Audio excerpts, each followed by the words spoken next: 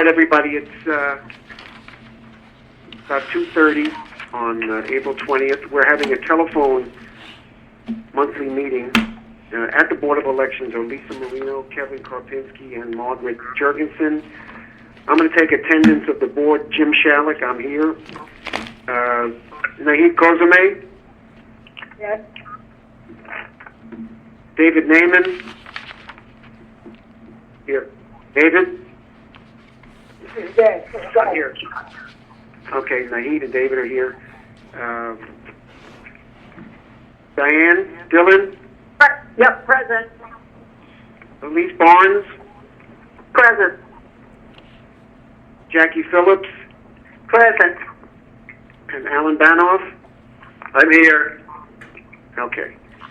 Yeah, I spoke to Kevin earlier, and correct me if I'm wrong, Kevin, there's really no requirement to have anyone who's on the call to have to identify themselves because it is a public meeting. But if anybody wants to have a public comment, I would ask them to identify themselves so that when we get to that on the agenda, we can call you. So does anyone on the line have an interest in any public comments? No? Okay. So we have. This is Diana Conway. I don't know if you want to do it now, or are you just taking names of who might like to comment later? No, yeah, we'll call on you. We just have a few items before that, Diana. Anybody else? Jim, this is Paul Bessel. I might have a few questions that I've been asked. Okay. That's fine. Okay, so we have a quorum. Just a few remarks. First, I hope everybody's surviving this ordeal and everybody's staying safe. I again want to thank Margaret, Kevin, and the staff. I know they're working 7 days a week to organize and get ready for this June 2nd primary. I know Margaret's going to make a presentation today to hopefully answer our questions and give the public an overview of how we're going to proceed. Kevin, do we need a... Can I make a quick Kevin? administrative? This is Diane. Should we make sure everybody has their phone on mute? Yeah, that's a good point. If you're not participating in the meeting, yeah, please put your phone on mute. And to the board, when we speak, since we're on telephone, please identify yourself so that we know who's talking. Thank you, Diane. Again, Margaret, thank you. David? Yes. I'm sorry, I was just going to make another suggestion, which is that it's possible that some of our public commenters may be asking questions that Margaret and staff plan to answer later. So it may be that for some of those questions, we'll just determine whether the answer can be provided. Otherwise, we may be answering questions for a long time. I know there's a lot of questions from a lot of people out there right now. Thank you. Yeah, Margaret, if somebody in public comments, has a question that you're going to be answering, in your report, if you could just jump in and say that so that we can... Mr. President, I would request that I be allowed to do the full presentation and hold the questions to the end. I am going to address the questions that David and Ellen sent to me prior to the end of my presentation. I agree with Margaret. Yeah. So we can do the public comments after Margaret, because that may provoke some questions from the public as well. So let's do the public comments Or maybe after Margaret's report. Maybe they should be at the end of the meeting to give the greatest possible opportunity to have questions maybe answered throughout the entire course of the meeting, and then we can go to public questions. Yeah, well, most of the meeting is going to be Margaret, so we'll do it near the very end. Okay. Okay. Thank you. Okay. Kevin, do we need is there an executive session meeting required today? No, there's no executive session needed. After you get through the disclosure of campaign contributions, I suggest you let's just move on to the election director status report. Okay, Yes. we'll do. Thank you. Okay. One thing that's not on the agenda, because we didn't do minutes and I know Nahid and Diane have contacted me separately. They have some strong feelings about this transcript, which I do too. But we don't have a meetings topic on the agenda. I mean, a minutes agenda. There's some uncertainty as to what we decided last meeting. My recollection is... Mr. President, Mr. President, a transcript for the last meeting as kind of an experiment. So, Jim, this is Kevin. I don't know if you have the revised agenda, but it's item number 11 to be addressed at the very end of the meeting before future meetings. Okay, Jim, hold on to that one. Hold on toward the end of the... Okay, I was going to suggest at that point maybe we'll roll it over, but let's get through the meeting. First, we'll do the disclosure of campaign contributions. Does anybody have any contributions they've made since the last meeting that have to be disclosed because the contribution was to a candidate or entity that is within our purview to Kansas? Does anybody have any? Well, does anybody? I don't. Anybody else? No. Okay, so there's no disclosure of campaign contributions. Okay. All right, Margaret, I think Kevin's suggestion is the best. We're all waiting with bated breath to hear your report. And again, we know how much you've been working on this. And again, thank you. Very much appreciated. Okay, Margaret, I think everybody's interested in the plan and what we're doing. And the floor is all yours. All right. First of all, Mr. President and board members, this is a team effort to be able to move from a people-present election to an all-male election with 4 vote centers. Has taken a considerable team effort. We have worked collaboratively within this department. We have reached out to the county to assist us where we need assistance, and their cooperation has been 100% and continues to remain 100%. The state board is also working with us, and where they can assist us and make federal funds available to us, they are trying to do that. And other local boards of elections, we have had numerous conference calls trying to develop what we think are the best practices to implement a vote-by-mail election. The first thing I'd like to start with is the no electioneering. That was a graphic that I sent to the board members on Saturday. The first one is the Germantown. The difference between early voting in vote centers in an all-mail election is that the electioneering zone is 100 feet from the entrance of the polling place, and it is in the pictures that we provided to you, it is the red line. The yellow X is where we plan to place the blue ballot drop box. That will be, our plan is to empty 2 to 3 times a day based on the calendar. So the first one you see is the Germantown location. Then with the drop box by the front door, but it will be in view of the main desk. And this is a location that I believe has a camera. This is one where we are going to have to install a camera so county security can observe it at all time.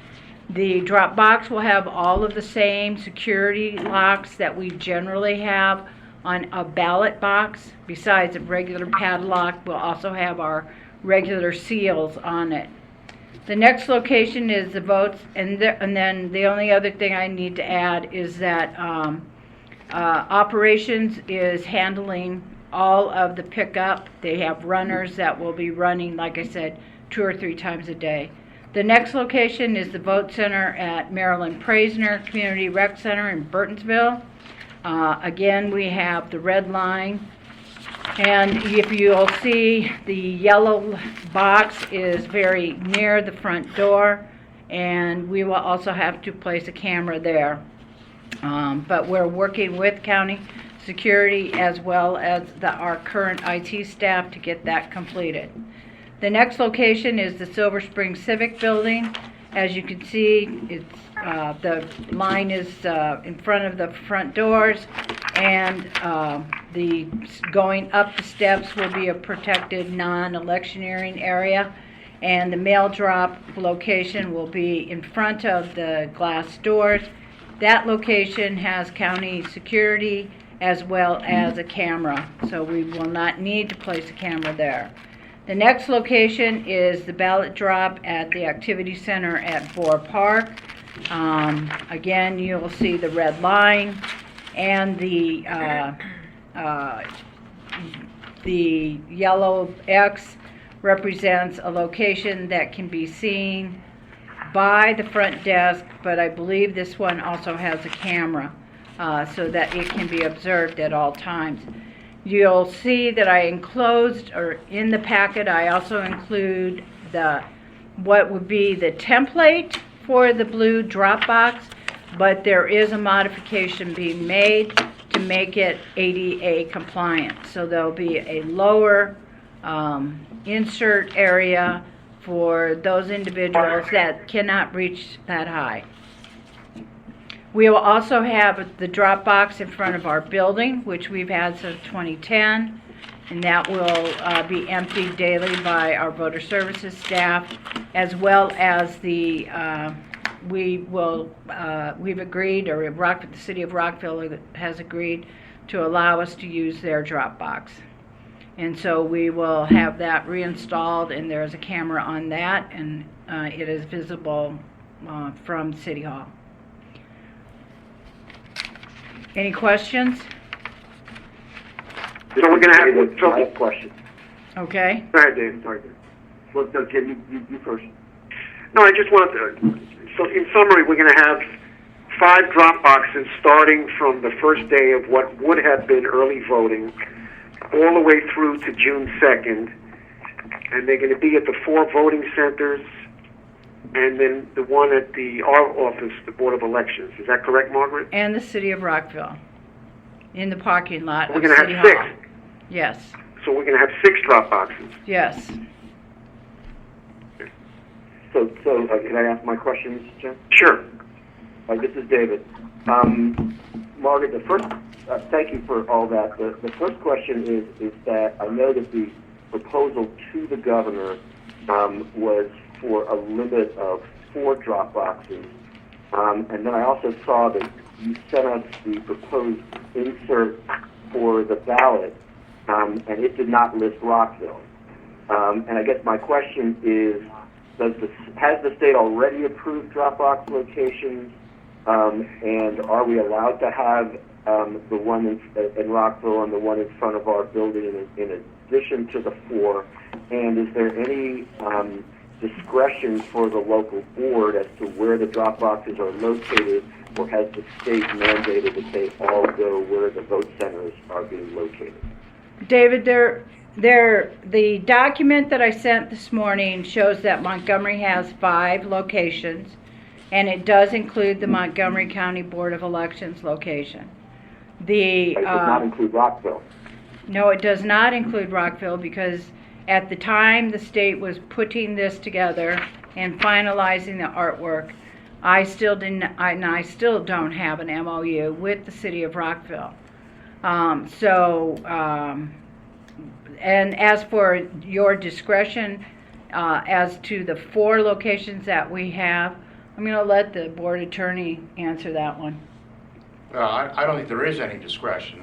The boxes need to be at the vote centers. That's part of the governor's proclamation. I don't believe the governor's proclamation said that explicitly. Well, the state plan did, which, as I read the governor's proclamation, he basically has approved what the state proposed. Okay, so it's your interpretation that the 4 are not something that is subject to the board's vote. And then obviously the other two are kind of on top of the four, the one in Rockville and the one at the board office that we've used for a very long time. Correct. But for example, if others wanted us to have the drop boxes at a different location, it's your belief that we do not have the ability to do that. I believe you'd have to get the State Board of Elections to sign off on that. Because the state's plan had the boxes at the vote centers. I'm sorry, say that again, please, Kevin. I said I would think you would need the State Board of Elections to approve that sort of exemption, because the state plan that was presented to the local boards, to the directors, and which was presumably approved based upon the proclamation of the governor, had the drop boxes at the vote centers. Okay, thank And you. that has also been conveyed subsequently to, correct me if I'm wrong, Margaret, but to Margaret as well as the other election directors in the weekly meetings, conference calls that they have with the State Board of Elections staff. That is what they contemplated and what they presented as part of their plan. Okay, and then what we received today, a letter from the county council in which they asked us if we are able to consider locating the drop boxes apart from the vote centers. And I gather that when we respond to the council, we will be letting them know that it is our understanding that we do not have that option. I think the board has to decide if it wishes to add additional drop boxes, whether the staff is being directed to write to the State Board of Elections to request authority to do so. I think the staff is certainly willing to add additional drop boxes in addition to those that are at the vote center, but I do not believe that that type of decision can be made without the approval of the State Board of Elections. Okay, at one time we had heard that there was perhaps a supply issue with drop boxes. Do we know if that is? Yes, the there's case, still, or is yes, when we first checked into this, which was, I want to say at least 2 weeks ago, there are several manufacturers of these drop boxes, and 2 weeks ago, the earliest you could get a delivery was May 13th.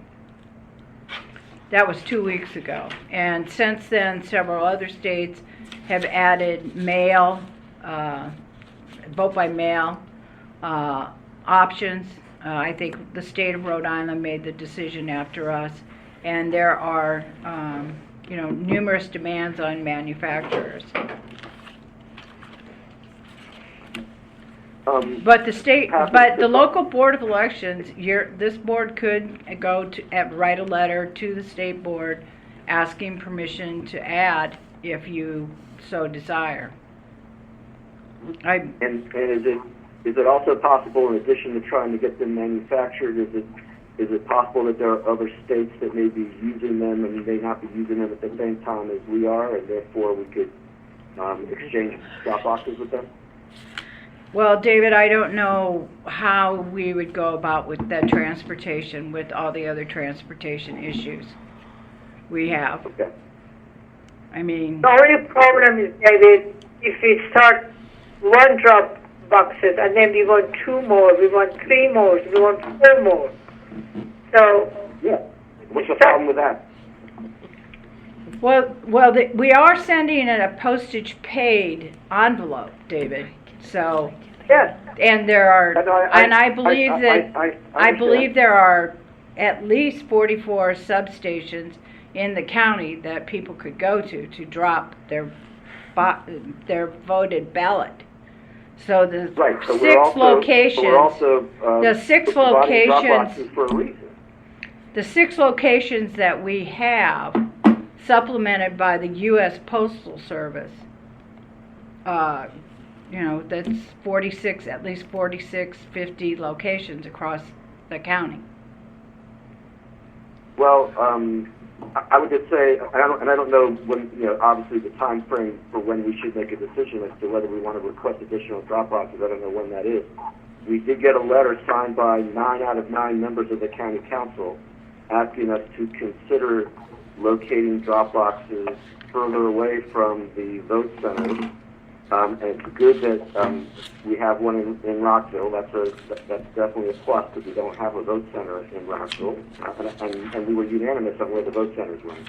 I'm not complaining about the vote centers, but there may be other locations where it makes sense to do so for the same reason that it makes sense to have the ones that we have now. Not everyone wants to use U.S. mail, wants to rely upon U.S. mail. There's a reason why we have the drop boxes. So Jim, perhaps you can let us know if that's a discussion to have now or later.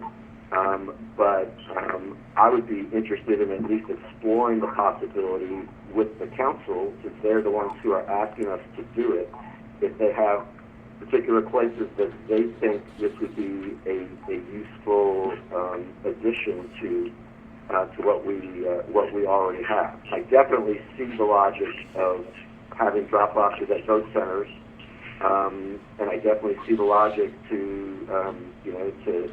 using the one in front of our building and to using Rockville as an additional location if that's approvable by the state.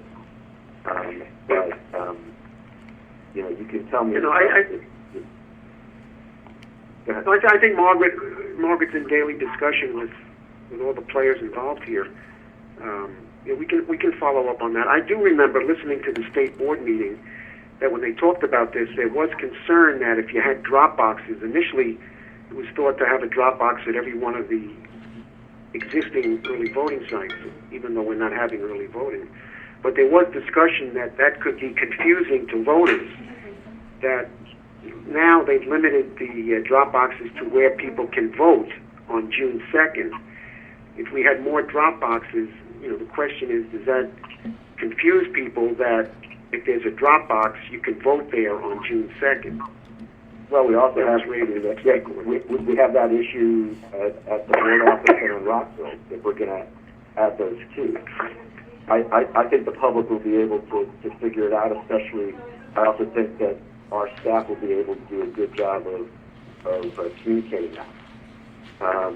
But I would hope that, I don't know if you, would a motion be in order right now, or would you rather that it wait for new business and then for Margaret to finish her let's Excuse me, Jim, this is Nahid. We cannot vote on something is unknown. Where we're going to have them? We selected these 4 places because it's access to public transportation. So, where else do we want? We did not select where the drop boxes were when we had our meeting to select select vote centers. We were under the impression that the drop boxes were a separate decision. And in fact, I submitted a question along those lines a week ago, and it hasn't been answered until today. So it's not correct that we previously decided on where the drop boxes would be located. Yes. Jim, Can I ask a question? Jim, this is Alan. This is Alan. Can I ask a question about the drop box? Sure. Yeah. Margaret, I noticed that the drop box doesn't have a snout the way postal service boxes do. Is it out of the question to try to get a box with a snout so people can drive by and, without leaving their car, drop the mail in there? No, you will not be able to get that. What I sent you all a picture of what the state ordered. Those will be the drop boxes that, with the ADA modification, I do not believe that the state intended for it to be a drive-by drop. Now, our location is a drive-by drop, and I believe the city of Rockville location is a drive-by drive-by box. But the ones that the state ordered are similar to, you know, what you would donate clothes into. But at this point, I would like to remind the board members that this is the state plan presented to the governor as part of his proclamation. So I would like to continue with, unless the board wishes to follow up with a motion to have Kevin write a letter for the board requesting more drop boxes, I'd like to continue with the presentation. Excuse me, Margaret. Somebody had zero something on, and the background noise is somebody's TV's on, or something. Would you please turn it off, whoever is on the phone? Yeah, please, if you're not in the discussion, please, put your phones on mute. There is some background noise. Or the TV? Listen, I actually think that even if we're on the call, board members should mute their phones. You can unmute it when you want to talk, and then that'll prevent the coughing that we're hearing and all the other stuff. Please, thank you. Jim, Hi, Margaret. Yeah, let's let Margaret finish, and then, Jim, yes. I still have a question relating to things that have already been said. So, Okay. number one, as a method of moving forward on the Dropbox question, could we ask Kevin to contact the state board and find out whether additional Dropboxes are even a possibility? Because if they are, then we should discuss where to put them, and if they aren't, we can move on that question. Yeah, good. Either Margaret or Kevin. Yeah, I would suggest that. That's fine. Secondly, a question for Kevin, which I believe I know the answer to. Margaret made reference to the 100-foot boundary for electioneering for this election. My understanding is that part of the governor's proclamation specifically said that there would be a 100-foot boundary, and that would take priority over the local statute, well, the state statute that says that Montgomery County has different electioneering boundaries, and that under the circumstances, given the public health emergency and given the desire for social distancing, that we are required now by the governor to have the 100-foot electioneering zone. I just wanted to confirm whether that is the case. That is the case, and I did look into the issue, and that is when I told the staff that they needed to reconfigure the no electioneering to be 100 feet from the front door, as reasonably close to 100 feet from the front door. Okay, excellent. And then one last comment that I'm hoping is not controversial, and that is that given what we just heard, that there are going to be drive-by drop boxes in 2 locations and non-drive-by drop boxes in 4 locations, I'm hoping that our publicity can in some way make that clear to people, because there may be people who would be very happy to drive further if they don't have to get out of their car. So I'm hoping that we can indicate that the Rockville and Board of Elections locations are, have the ability to do it from your car. Thank you. Okay. This is Diane. Would it make sense to just take a preliminary vote if we want to pursue this issue? Well, no, Kevin and or Margaret are going to make inquiry to see if our discussion is even feasible. Yeah, Okay. Okay, I would like, okay, David, by looking at the picture of the drop boxes, I don't think it's possible to do drive-by. They have to use a different box for drive-by. I believe that we're talking about different boxes in 2 of the locations, at the board and in Rockville, and those are the only ones that I would just advocate that if it is possible to do it from your car, that we just let people know that.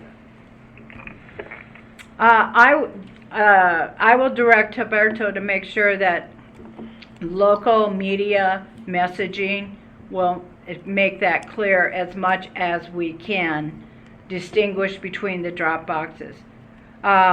In the meantime, the next document that I did send on is, Mr. President, can I go on further? Sure, please. Okay, so the next document I did send to you was the insert that will go with the vote by mail. It will be bilingual in English and Spanish. It does provide instructions to vote by mail. It tells individuals how to fill in the ballot, to use black ink, how to seal the ballot, and it does say that the postage will be paid. It also gives additional information for those individuals in which ID is required, and then it has the oath will be on the envelope, and I only had the English version, but it's the same in Spanish. There will be an insert of the request for the driver's license or social security number for those individuals that fit in that category. There will be the certificate of assistance in English and Spanish, and there will be information about the ballot drop-off locations in English and Spanish. And that information, the State Board of Elections did their first pull of the Maryland voter registration database to send to the vendor on Saturday. So going on to the actual plan based on the proclamation by Governor Larry Hogan and the State Board of Election, the ballot printing and mailing is going to be completed under the contract with the State Board of Elections. The ballots are going to be mailed somewhere around May 1st. Unless federal funds are used to offset the cost, it will be a 50-50 split between the state and the county. We have been advised that we should set aside funds, that it will be a 50-50 split. But if federal funds are available, they will notify us. I did send a copy of the inserts. The voter registration deadline and party change has been postponed to Wednesday, May 27th. Voters who are mailed a ballot and can make a change to their registration will be issued a new ballot, and the previous ballot will be invalidated. Those individuals who requested an absentee ballot, including nursing home residents and military, overseas ballot voters who've already sent a ballot, that if they sent it and it's returned, it will count. We will not duplicate it. There will be basically no difference between the ballots that we've received to date and the ballots that we have in-house versus the state board's new vendor. There will be a code that C-Change places on the ballot, similar to what you've seen in the past when we've conducted absentee, but all ballots will be counted. So there will be no difference in the ballots. Last minute requests, the state will no longer mail ballots after May 25th. Our Montgomery County Board staff will, we've received some inserts to fulfill those requests that come in as what we call the second issue or a new registration, and those will be mailed out of the county mailroom to ensure that there's daily outgoing mail. Generally speaking, we do 2 to 3 mail drops during that time period, and then we will have also the web delivery ballot going until May 29th. The deadline to request a web delivery ballot will be on Friday, May 29th.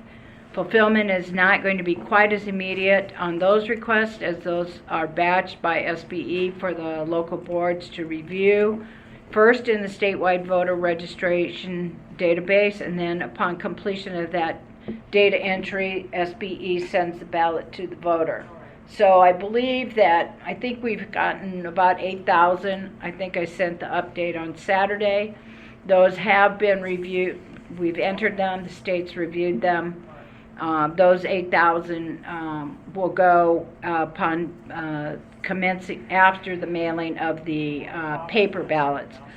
Staff are working both in person and with appropriate social distancing and telework basis to process all voter registration changes, any absentee ballot requests, and we have asked for additional laptops so that we can shift more staff to support expanded telework. Some of it will, once the ballots start returning, telework opportunities diminish. Vote by mail incoming, the pre-postage is available only if the voter receives the ballot by mail. If mailed to the voter receives a ballot by mail that will have a postage prepaid envelope that will be sent directly to Montgomery County's post office box that we generally accept absentee ballots in. If a web delivery ballot is sent, the voter will not receive a postage paid prepaid envelope. Again, the cost, federal funds, if they are available, will be used to offset that cost, but otherwise we should plan to split the cost 50-50. We will have to have money in that account immediately. I believe that Mary Beth and Chris and Kara are working with the U.S. Postal Service to make sure that we have sufficient funds to get the initial mailing funds in there so that there's never a holdup. The cost will be paid by the county and applied as an offset to the state billing. Montgomery County arranged to have our return envelopes to be handled as a qualified business reply envelope, which allows for automated handling and is a little bit lower cost than business reply mail. The drop boxes, ballots can be returned at any U.S. Postal Service drop box or at the Board of Elections drop box or the four vote centers or the City of Rockville. And you can go to the frequently asked questions that was also sent as part of the earlier attachment. Voters will also be able to track the status of their ballot using the statewide website, electionsmaryland.gov. I sent you the link to that. That information was also available to the voter so that the voter can look it up. Also, ballot track and so that they can determine if the ballot has been received. As I said before, mail will be picked up twice a day initially and more frequently as required. Our initial intake will be in what we call Training Room 1, which is the room on the first level. Intake will we're going to, for the safety of all the my staff, the ballots will rest for 24 hours prior to intake processing. The ballots will be segregated by date and time and delivery type with a separate area for ballots received directly from the Board of Elections drop box. In Training Room 1, that room will be equipped with steel cages with padlocks and nightly lockup procedures. Security seals will be used daily with the log sheets. Again, staff safety, we will have gloves and masks, and they'll provided to the staff handling the mail. Mail intake is going to be designated by the department director as a frontline duty to be performed by staff eligible for premium hourly pay. Batching in the Training Room 2, these will be the ballots that have been held for 24 hours and then transferred to Training Room 2. Gloves and masks will also be provided to that staff for processing, and all of the rooms will be set up to ensure the 6-foot distance between each workstation. Ballots will be sorted into batches of 100. Pre-canvassing processing will include examining the ballots for signature, postmarks, and and then if a postmark is missing, we'll timestamp it. Imperfect ballots, such as undeliverable or a missing signature or a yellow sticker with a new address, will be detailed to the absentee section for further review and follow-up. And each night, the nightly lockup procedures will be followed in the Training Room 2 with security seals in place to be used with a daily log sheet. The canvass preparation will then cause the ballots that have been completed from Training Room 2 to be shifted to absentee warehouse. Those batches of 100 will be scanned using the barcodes that are received and on the return envelope document. Ballot tracking data from MD voters is uploaded nightly to the online voter lookup tool at electionsmaryland.gov, so the voter can see that the status of the ballot as it's received once the step is completed. Each batch will receive a header cover with batch numbers assigned via the MD voter system. These batch sheets will include the voter identification number of each voter within the batch. The record is maintained for audit purposes and to allow the staff to locate and remove a ballot from the batch when required.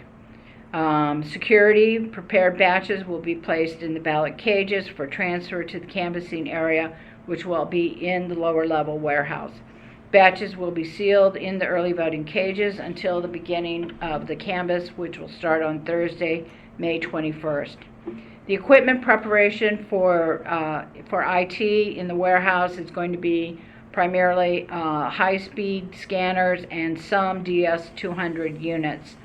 Again, all of our temporary staff some of them have started returning today, and we are reorganizing the lower warehouse as well as training room 1 and 2 and the flex room. Staff has masks and gloves available to the staff, and social distancing measures are in place. There is additional test decks that have been ordered to perform the LNA, the logic and accuracy, to test the scanners. LNA is scheduled to begin no later than the second week of May, but I think it's really starting next week. May 4th. May 4th. There will be a public test. It will be live streamed, and it will be on May 19th. Staff will explain the LNA process and the documentation that is prepared.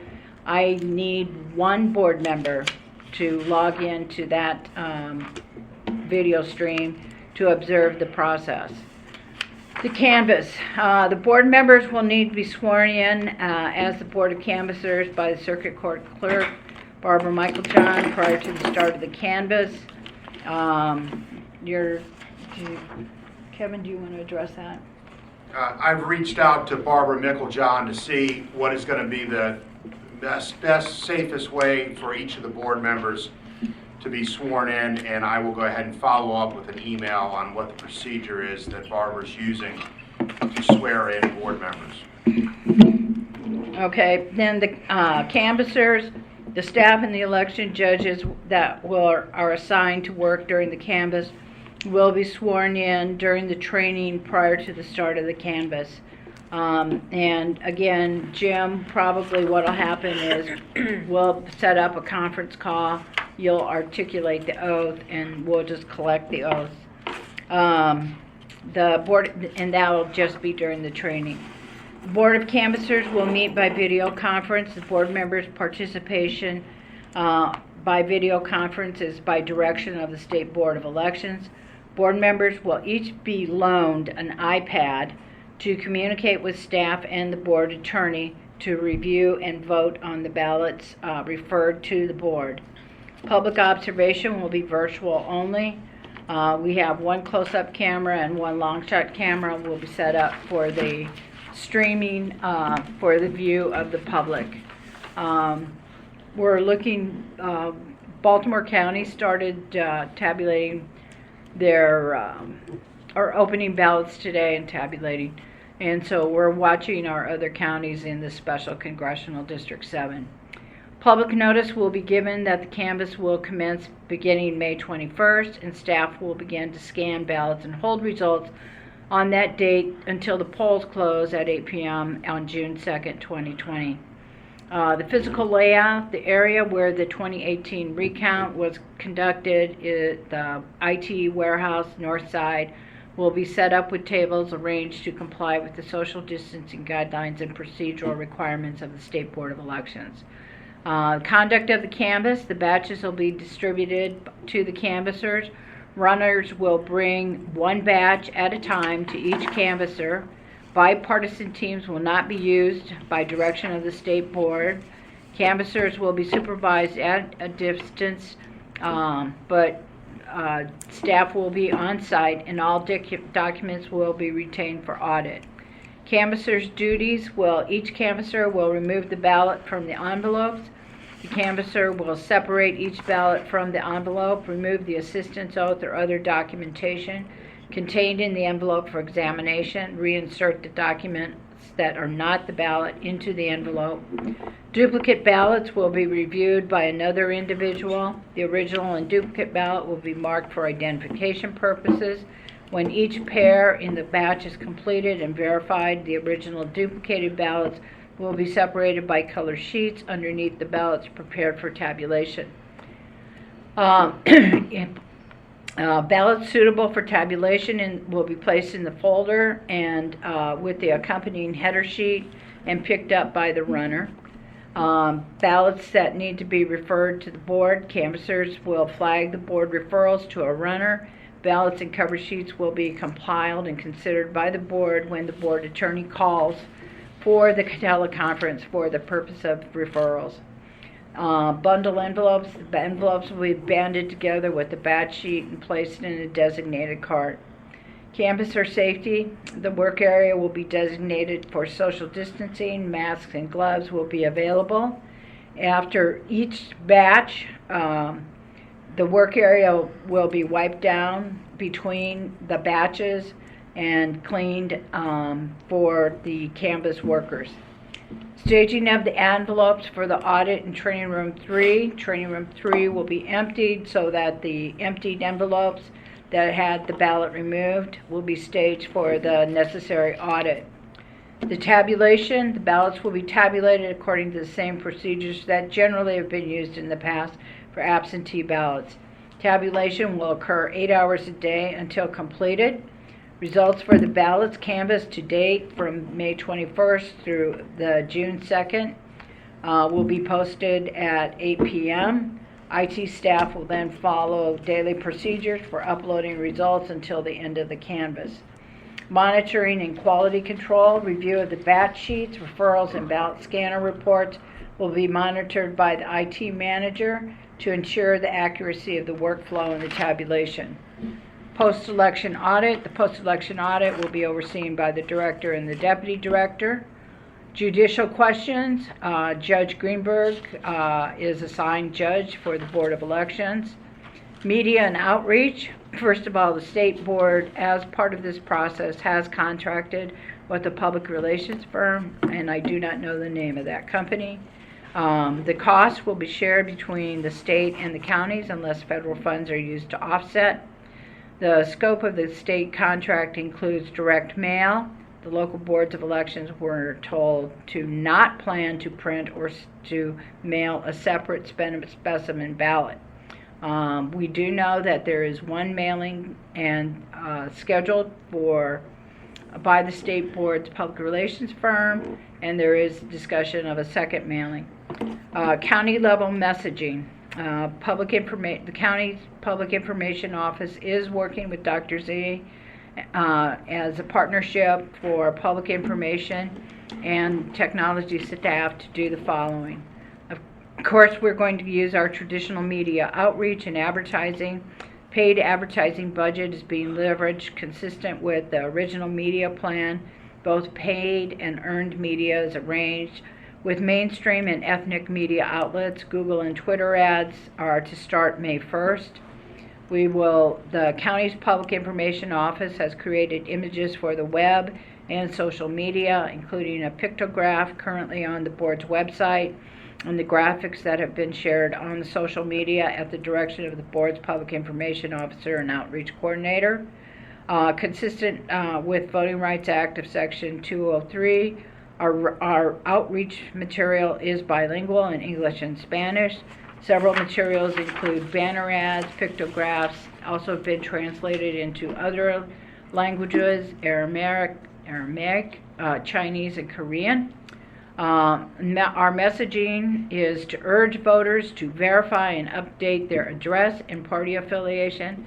And in fact, Humberto sent out a media document today emphasizing that, and I'm at loss for it right this second. but it's to update your address and party affiliation and to return their ballot as soon as possible. The vote centers are only for voters that are unable to return their ballot by mail. That is the emphasis of the State Board of Elections, and I believe the governor also mentioned it.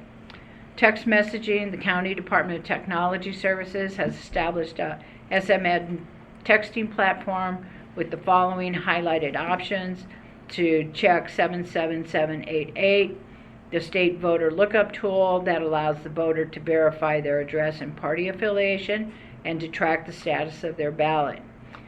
Just because you verify your voter registration does not mean it's activated. You actually have to do a second step. And you can also text 77788 to find a ballot drop-off box location. The deadline for ballot by mail request is Tuesday, May 26th by the state vendor. Voter registration deadline is May 27th. Ballot by web delivery deadline is May 29th. Drop boxes. The drop boxes are being installed at the direction of the state board under the state contract. The purpose of the drop box is to provide voters an option to return their ballot. Voters who wait till the deadline to return their ballot will be urged to use the drop box to eliminate the need for their ballot to be postmarked by the USPS or to avoid waiting in line at a vote center. Drop boxes are will be installed at the 4 vote centers, and we have the drop box at our location here in Gaithersburg as well as the Rockville City Hall. Each installation is going to be and with consultation, and Chris and Mary Beth have been working on this to greatest security of the container as well as security of the voters. Pickup, the ballots will be picked up frequently, at least at the beginning, twice a day, later 3 times a day. On election day, June 2nd, the drop boxes will have assigned staff on the last 3 hours of voting. 2 individuals will be at that location as well. The 4 locations, the Rockville location, the last person in line will vote promptly at 8 p.m., who will drop their voted ballot in by 8 p.m. And those bins, they'll be placed in blue bins, sealed and brought back to us, and all of the drop boxes will be locked and sealed in accordance to the state security procedures, which we have yet to see. The vote centers on election day are Silver Spring, Praisner, Germantown, Activity Center at Boer Park. The layout is limited to serve. It has social distancing built into. Normally, when we're laying out the various polling places and early voting sites, we're trying to get as much equipment in there as humanly possible. This is just a little bit different. We have to lay it out in a manner that affords social distancing, that creates safety space for both the voters as well as the election judges. So we have plexiglass barriers are being designed in construction for the protection of election judges. These considerations are for public health, worker safety, facility requirements, and prevention of damage to floors and furniture, portability, costs, and availability of the items. The number of check-in stations, voting booths, provisional tables that can be accommodated at each site is going to be based on social distancing as well as the public health and worker safety. Each facility will have at least 3 scanners, and Janet and I are looking at adding 1 at Silver Spring and 1 at Activity Center at Boer Park. But that we're still waiting for the proper layouts. Staffing, the board office is closed on election day. The drop box will be available at the Montgomery County Board of Elections, but the offices will be closed to the public in accordance with the requirements of the State Board of Elections. The staff will be divided between vote centers and canvas. Election judges who work in front-facing roles as a vote center will not be assigned to the canvas to avoid the operational risk to the canvas by exposure to COVID-19. Telework duties are being performed by telework as much as feasible. The board is currently open to the public, and staffing will begin to ramp up as on-site preparations are required and as the mail begins to return. The following materials have been acquired or ordered. We have gloves on site. We have hundreds of gloves in different sizes, medium and large. We have, I believe, 105 bottles of wipes, sanitizer bottles. We have quite a few on site. Sanitizer stations, we have 3 on site, and we're acquiring a 4th that'll go to the vote centers. Cloth masks for non-front facing staff are on site, and I want to acknowledge Sarah Harris has been sewing her sweet little heart out. She's been making these masks for the staff because delivery by the county has been a little bit slow.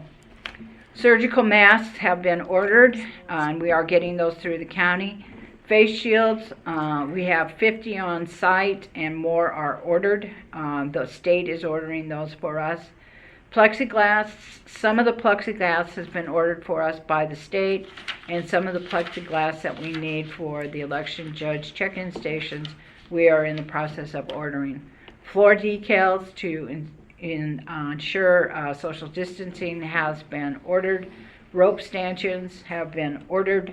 Sanitizing methods for voting booths and equipment. We're still working that out with emergency management and the Department of Health and Occupation Medicine.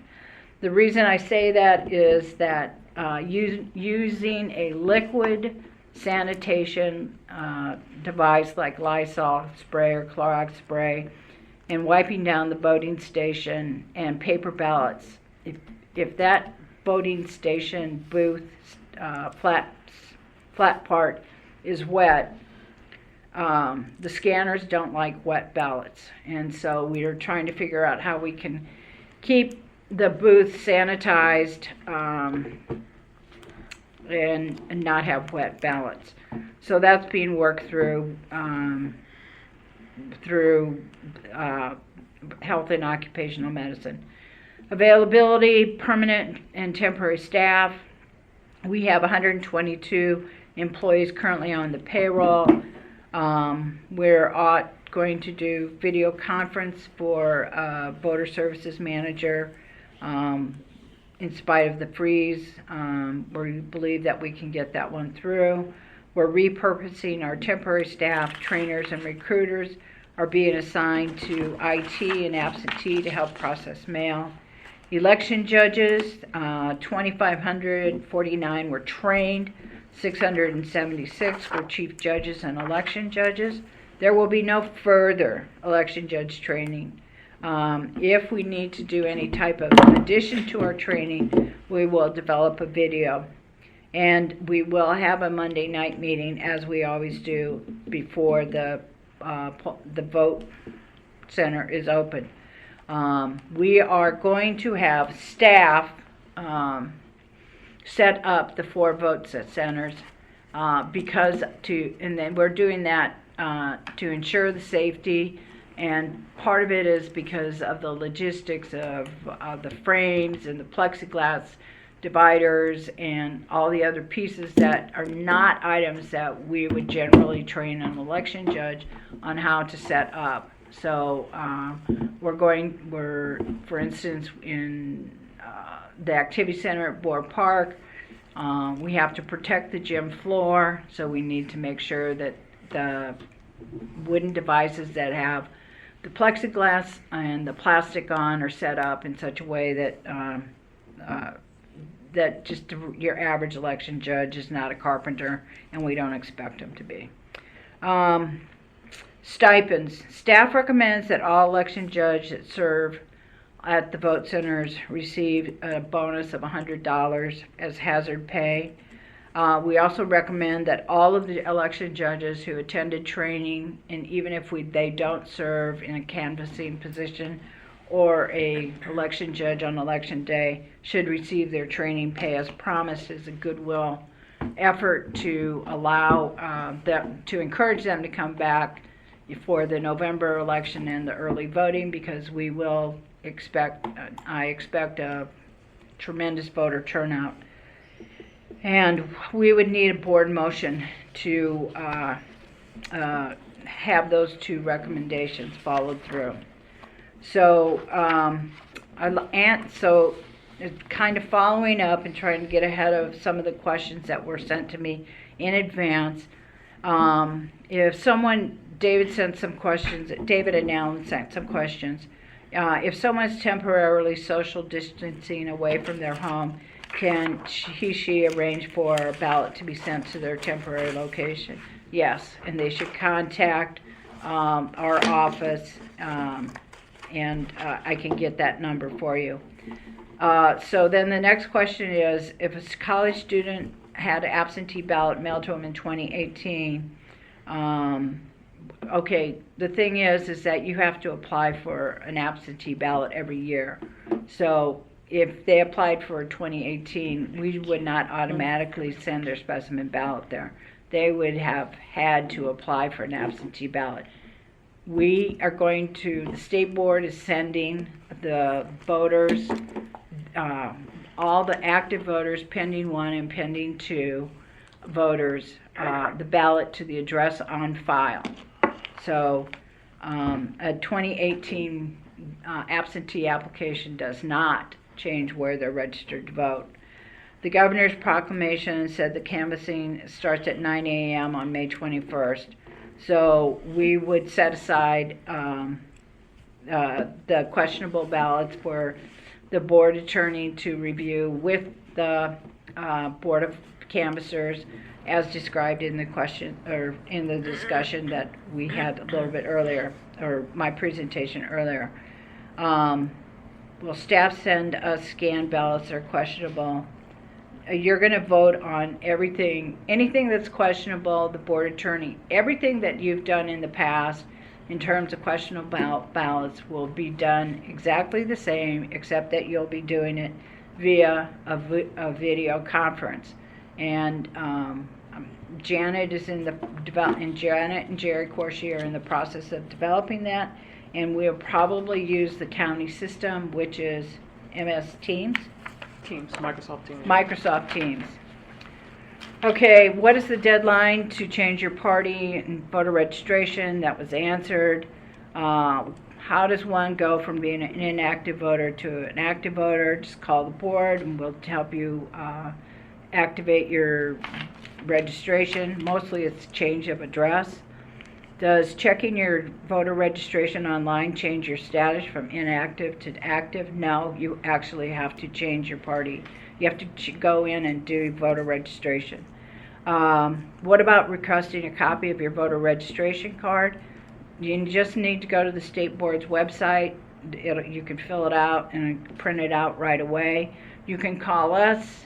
We'll print it out and mail it to you. When is the last date for someone to register to vote? Margaret, the question about the voter registration card is whether if you request a voter registration card, does that make you an active voter?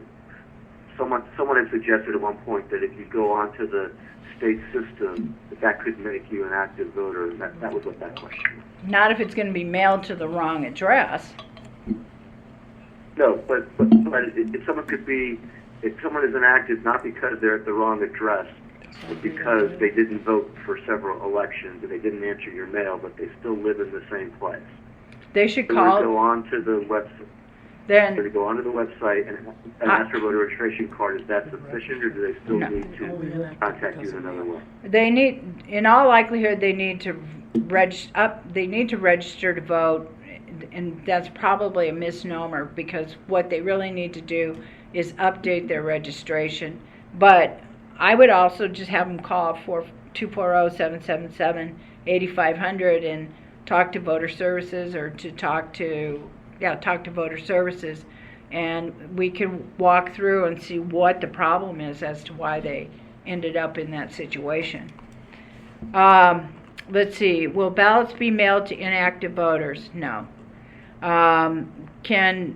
Could Dr. Z special outreach to social services, nonprofits? I'm going to let him answer because there's a couple of these questions. I'll let him answer right after this. I understand voters who requested absentee ballots are given an opportunity to change their absentee request to regular ballot. Everybody's receiving the same ballot. There's no separate special ballot, and so there's no need to change anything. Do not fill out an absentee application unless you plan on voting by mail in the November election. If you're just signing up for an absentee ballot and you don't need to change your party, you don't need to update your address, you don't need to, what else would you do with it? Change your name. There is no need for you to request an absentee ballot just for the June election. The state board is sending that ballot to you.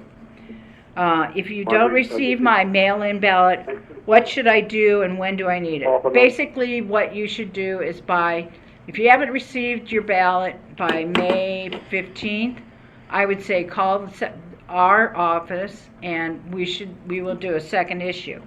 Can you text 77788 to instruct on how to fill out? That's actually in process to check your registration, to fill out the form online. That's fine.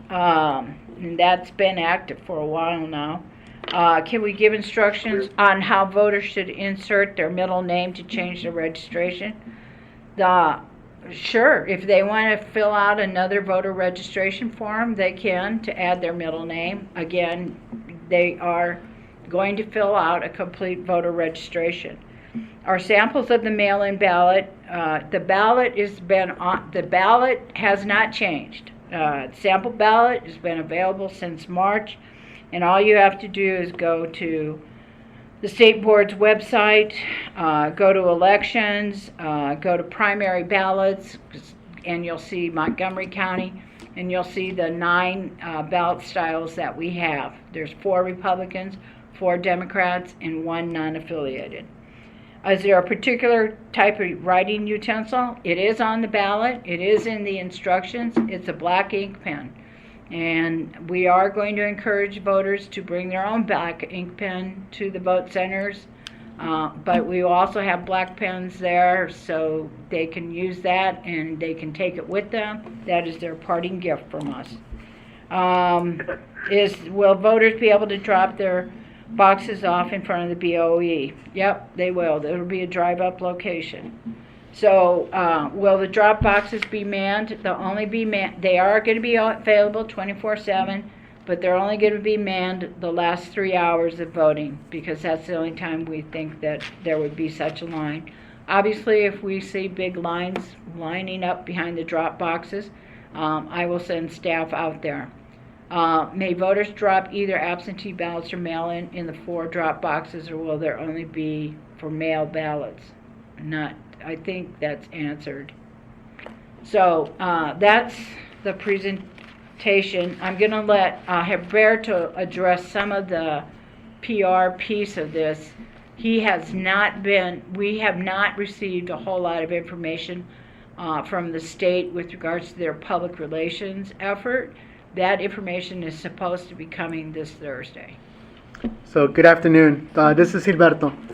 So right now, we're going to start kicking off a lot of the outreach through social media, the press. We are in communication with a multitude of nonprofit organizations around the county, including Nourish Now, Man of Food, Casa de Maryland, etc. We're also working with faith-based organizations as well, academia. We have right now about 7 different formats of Zoom or Facebook Live, both in English, Spanish, and Korean. We also have a call into the Sligo Creek chapter of the National Federation of the Blind to do some outreach and education there as well. I just received a pictograph. We're working with public information. We're also updating our banner.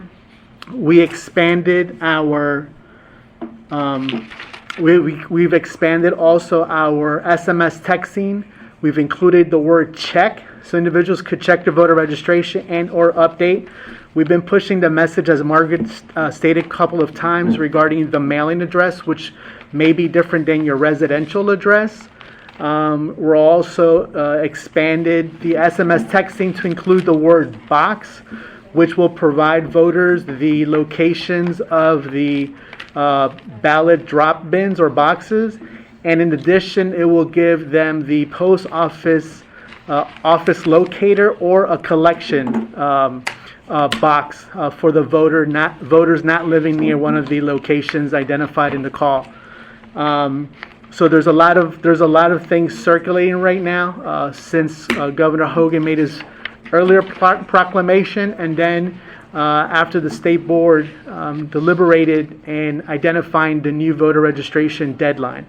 So there's a lot of moving parts. At any time, if there's any organization or individuals you would like for me to reach out, please don't be bashful. Send me an email or call me, and I will follow up. We've had some calls from different stakeholders, from the press, and there's simple questions about voter registration, about voting by mail. Other than that, there's a lot of moving parts, and the goal is to encourage all voters to vote by mail. And for those who cannot, we will give them the required information regarding the vote centers. So Thank now you, it's Kevin. Roberto. Okay, Sorry, now, I'll pass it to now Kevin. we're going to flip it to the board attorney, Kevin Karpinski. Okay, so Margaret covered a lot of ground there, but why don't we go ahead and address a couple of issues that need to be addressed that were covered during Margaret's report. The staff is recommending that all judges that serve receive hazard pay of $100 per position. That's the first issue. Is there a motion for the board to approve hazard pay of $100 per position for those individuals who man our vote centers on election day? I move. move. Okay, who? Okay, who made the motion? I think I move. I think we all want to Not make clear. a motion. I think I heard Nahid. Yep. Who made the motion? Naeem? Nahid in a second. Now, he's the vice president, she should get to do it. Naheed made the motion. Who seconded the motion? I'll second it. David or Diane? Okay. Diane. David seconded the motion. Who is in favor of the motion? And let's do a roll call, Jim, of who's in favor of the motion. Why don't you start with yourself? I You're am the in favor. president. Naeem? Yes. David? Yes. Diane? Yes. Elise? Yes. Okay. I think it's unanimous. There you go. So the second motion is the staff is recommending that all persons who attended training receive the training pay that they were promised for actually attending the training. And we obviously want to keep in mind we have another election in November, so we'd like to keep those people happy. So is there a motion to approve that those individuals who sat through the training actually receive their training pay? I I move, Alan. Alan. Okay, We all move. we're going to give that one to Alan. Is there a second? Second. Jackie, seconded. Okay. I think that was Diane. Or was that Diane? With Diane. Yeah. Diane, okay. Jim, why don't you do a roll call? Who is in favor of that motion? All right, this is Jim. Yes. Naeem? Yes. David? Yes. Diane? Yes.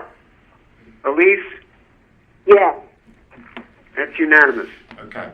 So the next issue before I get to my report would be, Jim, I would suggest that you ask each board member if they have any questions or comments in light of Margaret's report. And then after you've asked each board member that, maybe then that would be the appropriate time for any public comment for any questions related to the 2020 primary. Will do. Okay, Margaret, we'll do this that. is Jim. I just had a couple of questions. So there's going to be no sample ballot, is that correct? That is correct. The state has told us not to send a sample ballot. Instead, of course, the voter will receive the actual ballot in the mail, but they are relying on this public relations firm to do a mailing, at least one postcard mailing, maybe two. And you also mentioned that the state board says that bipartisan teams are not required for canvassers. Notwithstanding that, are we still going to make an effort to try and implement bipartisan teams, notwithstanding their... There are new regulations. I'm going to let Kevin address that, but I will have two individuals 6 feet apart that ideally do not belong to the same political party, but they're not going to be sitting next to one another because that defeats the purpose of the social distancing. But Jim, this is Kevin. I think to answer your question is there will be a concerted effort made that both major political parties are active participants in the canvass. So while they will not be bipartisan teams, it will be a bipartisan effort in the sense that there will be one person at one table which will be of one political party, and then hopefully at the next table there will be someone of another political party, and vice versa throughout the warehouse. And Jim, just for sorry. example, those 8,000 online web delivery ballots, okay, even though an individual will duplicate it, that person will have to go to another individual, hopefully belonging to another political party or not the same political party, to verify that that ballot was accurately duplicated. So in that sense, yes, when there's a need there will be an effort to make sure that there's a bipartisan effort to verify the duplication effort. Thanks, Margaret. Last question. So when a ballot comes in that's in dispute, in other words, the canvassers can't decide who the voter intended to vote for. Is No. the plan to batch them to get a significant amount and then call upon our board to teleconference in and look at the ballot on these iPads we're getting and then decide? Yes, the intent is to put together batches. The question is how large the batches are. We're talking about the first batch to be 50, and then see how fast you guys go through it. And then after that, if you guys just whip through it really fast, we'll give you a batch of 100. And then if you go through that really quickly, we'll give you a batch of 200. But we're going to batch them in groups of ideally 100. Okay, because I know in the past, some of these ballots some of them can be very close calls, and you really got to get your face almost on the paper to see the marking and what the voter intended. Will the equipment we're getting be that sophisticated? The iPads are pretty sophisticated cameras, video cameras on them, so I believe so. So in summary, then you don't anticipate the need for our board to be there in person during the canvass, or you do at some point? The state has made it very clear that you are not going to be here. It's going to be a video conference. Okay. Thank you, Margaret. And Gilberto, thank you both. Thank the whole staff. This presentation was excellent. Nahid, questions? No. Thank you very much, Margaret and the team. David? Thank you, Tim. I do have a few that I want to ask, and I agree. Hey, David, can you speak up a little bit? We're having a hard time hearing you. Hang on a second. Is this better? A Yes. lot better. Yes. Okay, thank you. Okay, so thank you for everything you guys are doing. I do have a few questions.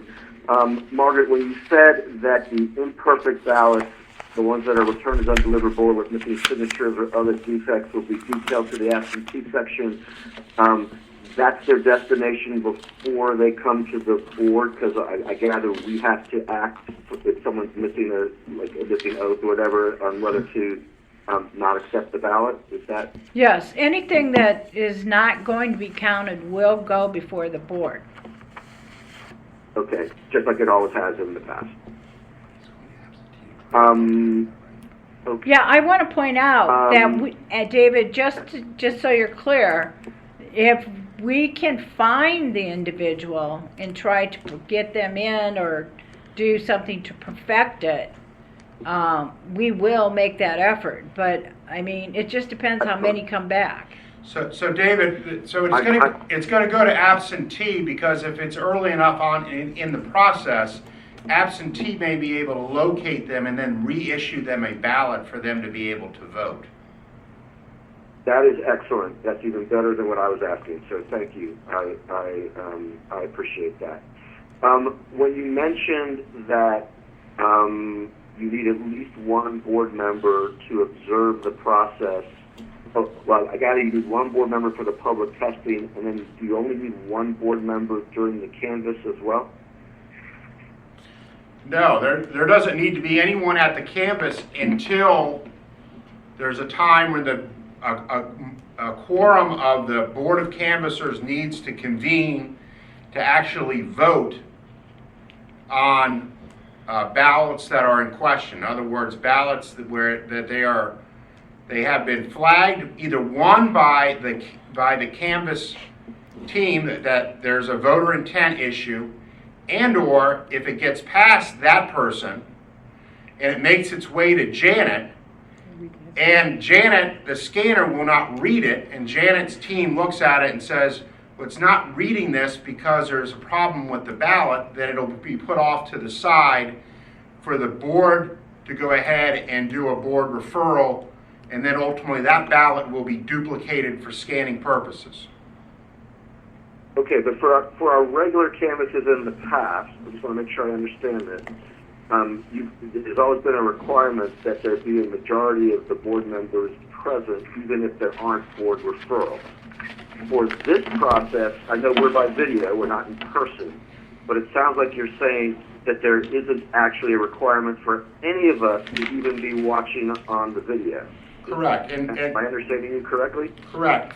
The state has implemented emergency COMAR regulations, one of which is 33.02.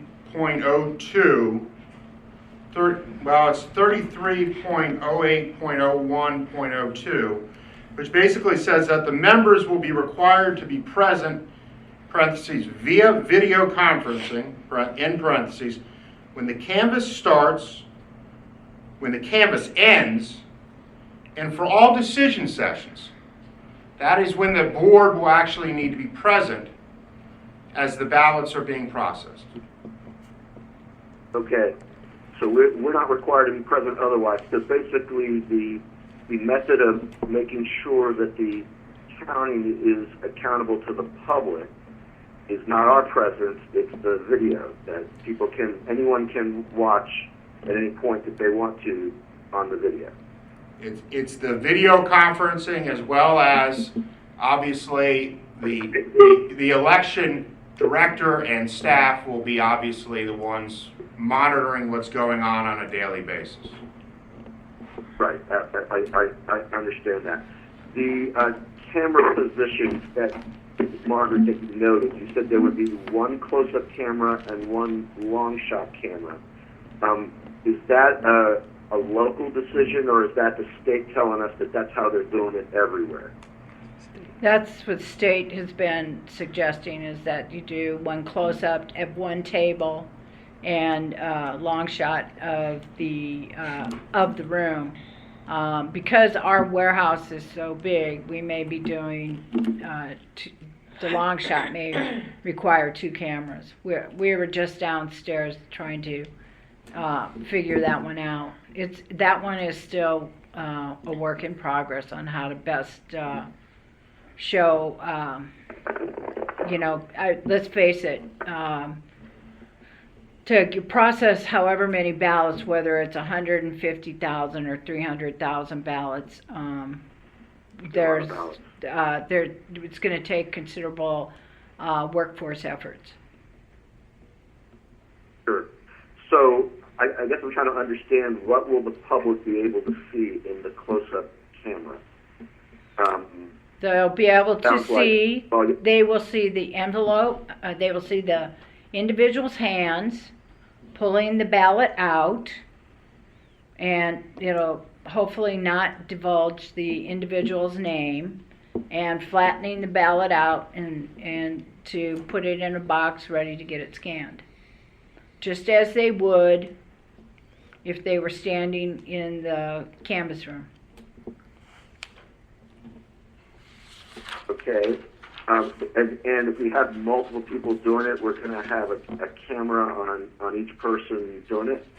Nope, just one. That's all the state's requiring.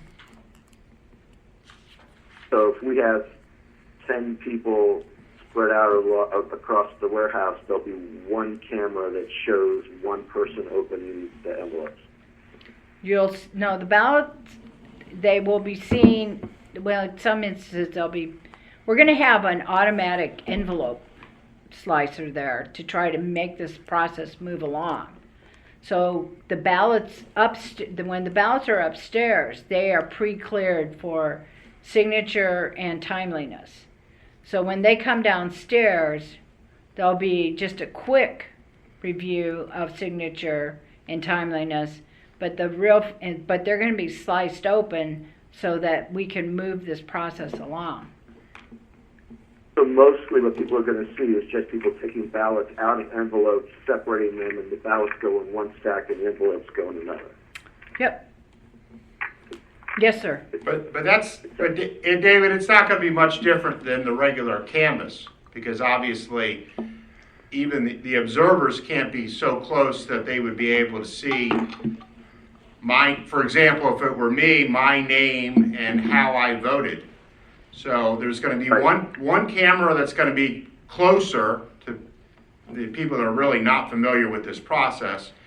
And when we were downstairs, we were thinking of looking at how you would mount two cameras from picture your many days 2 years ago during the recounts, from those pipes on top that would basically zoom down and show the entire room. But I think that room is so big, it's going to need more than one camera to do. Sure. No, I understand that it's going to, it's going to be somewhat similar. I'm glad to hear that there's all those safety supplies that you have commented upon. Is there anything that you'd like the board to do to help make sure that you have enough or more, or the ability to get more if you need it? I realize it doesn't. Do you have any family members that are in manufacturing business? I wish. If they were, I'd be in better shape for myself. But David, we have to rely on the county and state procurement processes, and Kara and the state board staff, as well as the county procurement staff, are working on that. And so everyone is well aware of what our needs are. Everybody is on board. The county Department of General Services has, they're just waiting for us to finalize our drawings and requirements. So at this time, no. The county has been very supportive, except about getting these masks as quickly as I want them.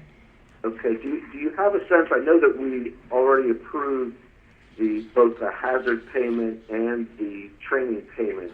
Do you have any sense as to how many judges you're likely to employ for the 4 voting centers? I guess it's only for election day itself, and it's only in 4 places. But do you have a sense as to the number of judges we're talking about? David, I would like for Louise and Janet to complete the drawings that lay out all the safety requirements. I will tell you that just to, kind of a spitball number, looking at the last day of early voting, how many election judges I had planned to deploy on the primary election last day early voting was 216. But that was a floor layout where I was jamming every piece of equipment in that room that I could. That is not the same process we're using here. I have to lay out. It was also 11. Yeah, it was 11. No, the 216 represents just the four locations. The four locations that we selected were the busiest locations in the county. So we had a lot of election judges assigned for that last day.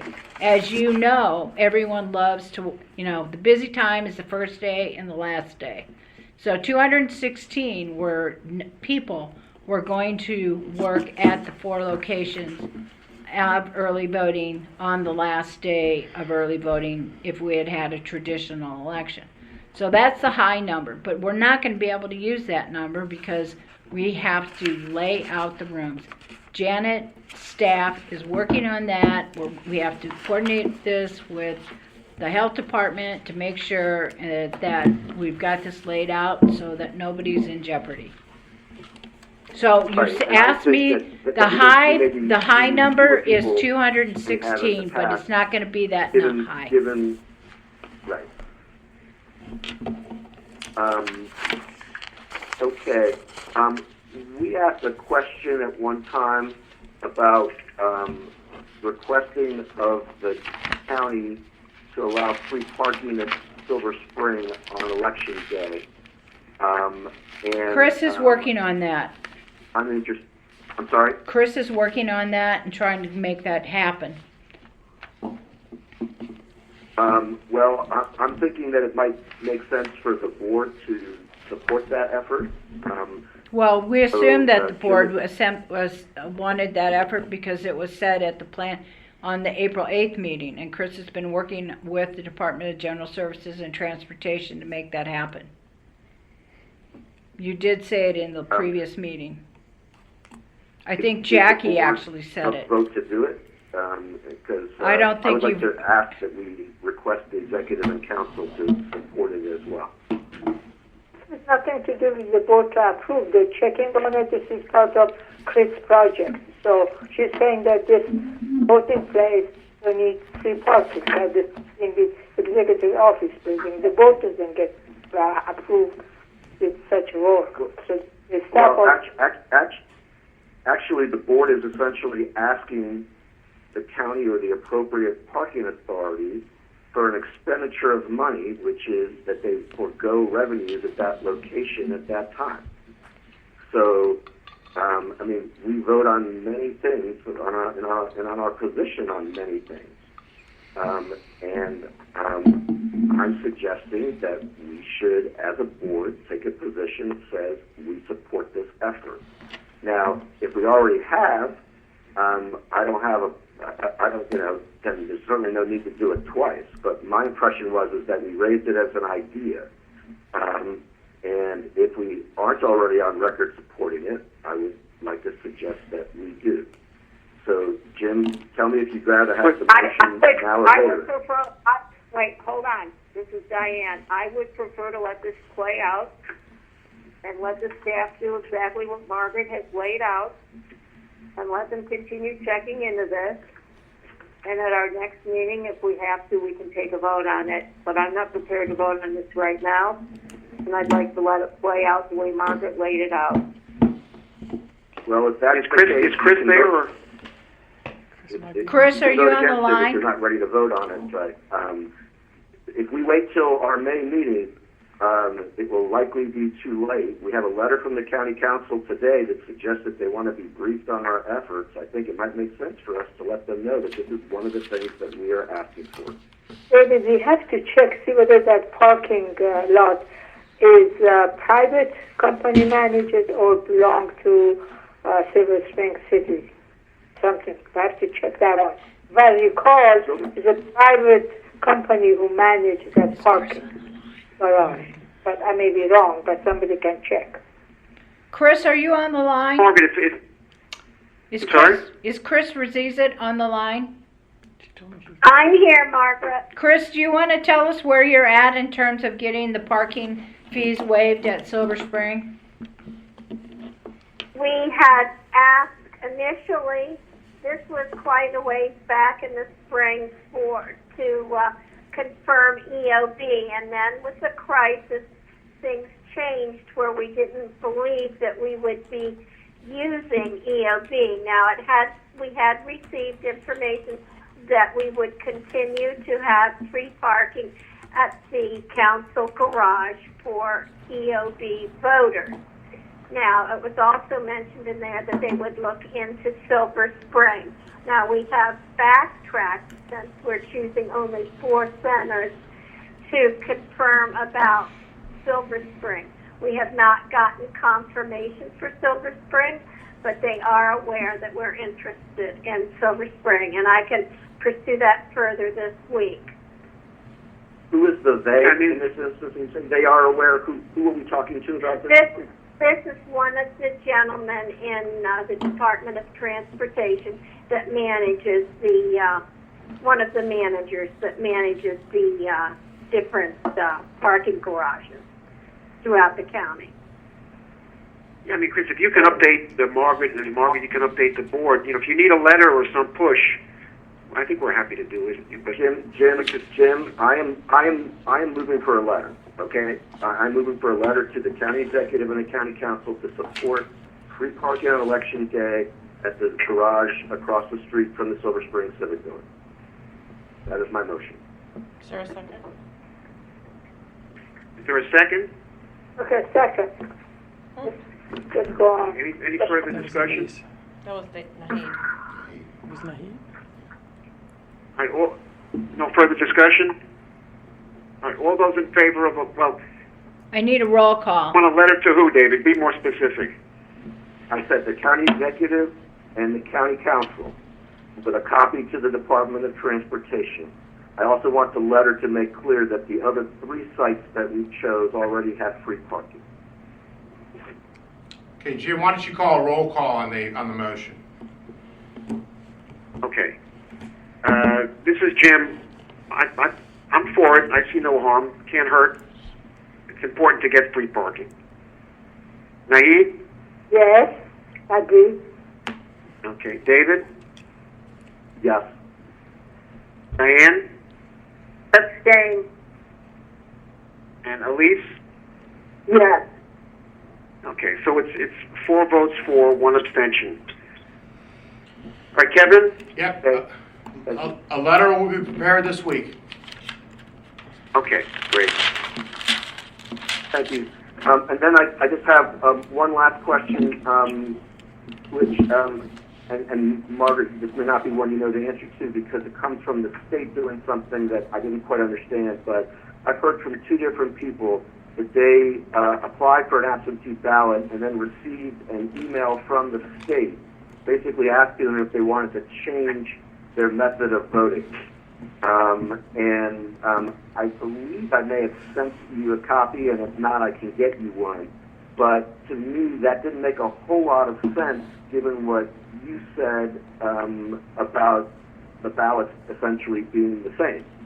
But it also got me thinking that it would be a great benefit to everyone if some of those people who asked to vote by absentee ballot by online delivery had an opportunity to change their mind. Many of them may have applied for it before realizing that they get free postage and a self-addressed envelope if they do it by U.S. mail. So one question that I have is, do we have any idea why the state is sending this out to people, asking them if they want to change how they're voting, the method of their voting, not who they're voting for? And the second thing is, if somebody has already gone online to request an absentee ballot, some of them may have thought they had to in order to get the vote by mail, which of course they don't have to, we now know. Is it possible for people to change once they have made the request? David, I don't know the answer to this. If you want to send me a copy of what you received, but if somebody updates their registration, and they will get a vote by mail ballot mailed to their home. Okay, But now, I'm let's say we're- not, David, I don't know the answer to your question, so I will have to get back to Okay, you. thank you. David, this is Allison. Yes, the voter, I don't know the first question either. We have, I haven't looked at that, whatever that message was that went out from the state. But the answer to your second question is that yes, it is possible for a voter who previously requested a delivery ballot to now go in and request a ballot by mail instead. I'm sure we can provide some information on the, the step-by-step what voters do to do that. But yes, it is possible to do so. Okay, I thank you, because I've been spreading the word wherever anyone will listen about the differences between the methods of voting, not just because of the effect it has on us for duplication, but the effect it has on the voters, since many voters face with the choice of having to have their own envelope, address it themselves, their own stamp, their own paper, and duplication by us, versus a ballot that arrives in the mail that you then fill out and turn around. And hand to your postman or put in the mailbox. I think many people would choose the latter given those two choices. So anyway, and I will send you all the message that I didn't personally receive it because I haven't requested any ballots myself, but I did have people share with me a message that they received along those lines, which I found quite baffling given the whole situation. So thank you very much. No further questions from me. Diane, questions? Yeah, just a quick one. When the ballots originally received, Margaret, you mentioned that they're okay. Where's my note? They are verified when they come in. They are pre-cleared upstairs for signature and timeliness. Yes. What kind of scrutiny or process is there given to review the signature and compare it with the signatures on file?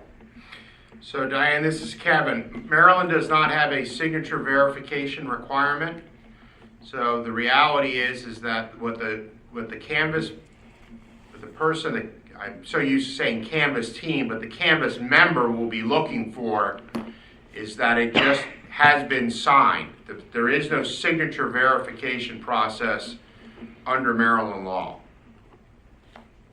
Does that include middle names, middle initials? Nothing has to match what's on the registration card? That is correct. It Some- would for a petition, but it does not for for when you just sign your absentee, or for this case, your vote by mail application or envelope.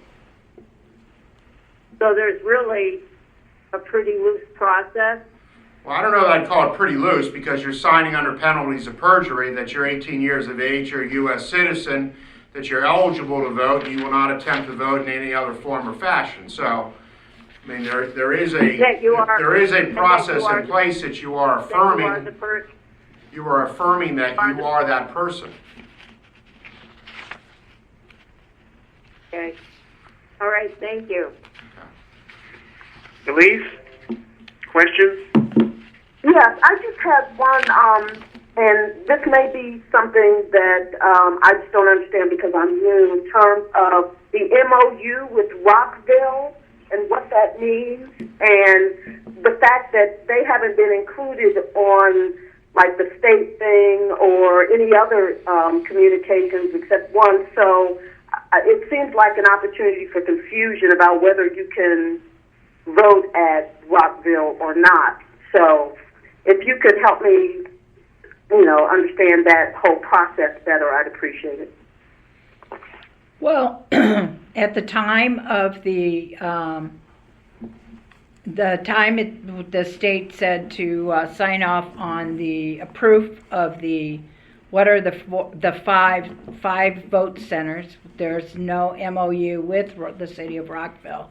The MOU with city of Rockville just means that They agreed to allow us to use their Dropbox to serve as a Dropbox for ballots in Montgomery County.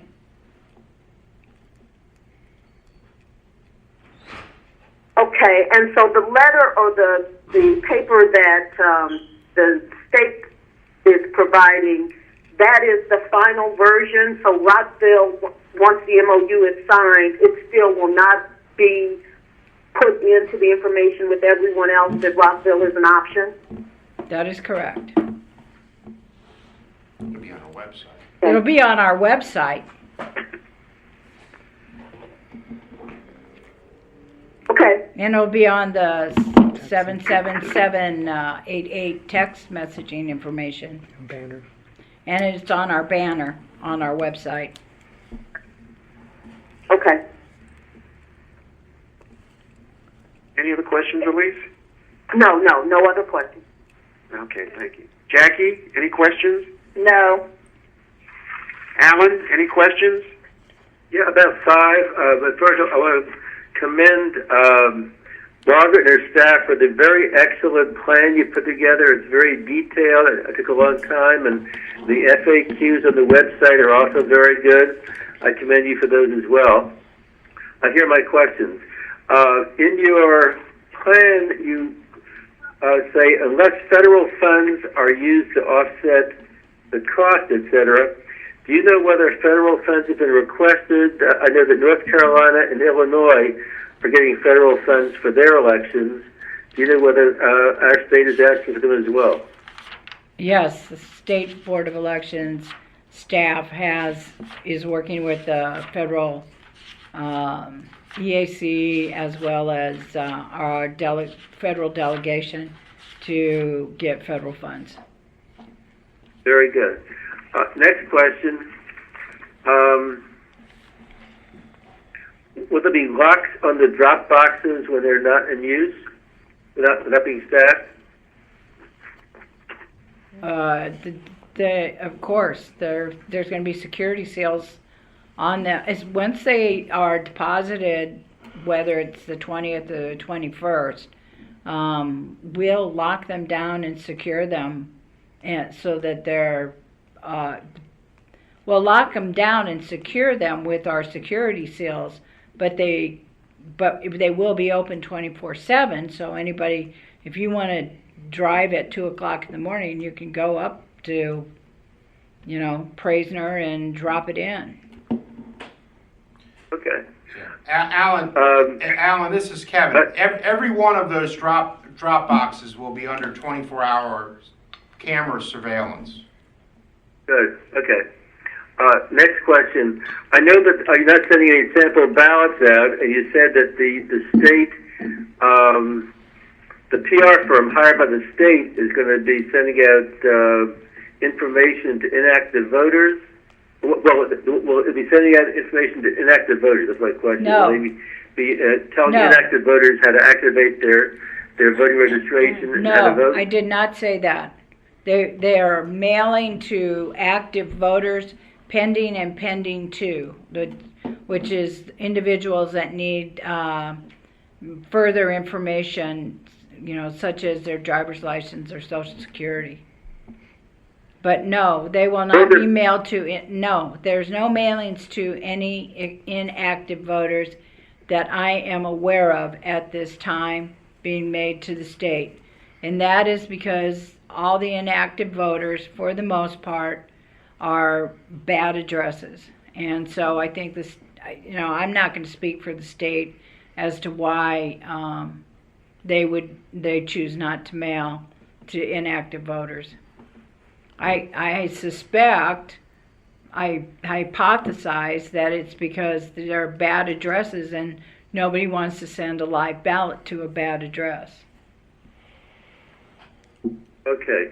And my last question is, I think I saw someplace that there's premium pay being paid to staff members who are facing the public. Am I correct about that?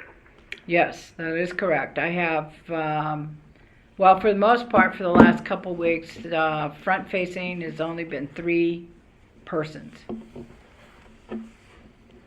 Well, as a labor lawyer, I appreciate that. Okay, well, you can thank the union for that. McGeo, Gino, Okay. and the team. Okay, good. I'm done. Thank you so much. Thanks, Alan.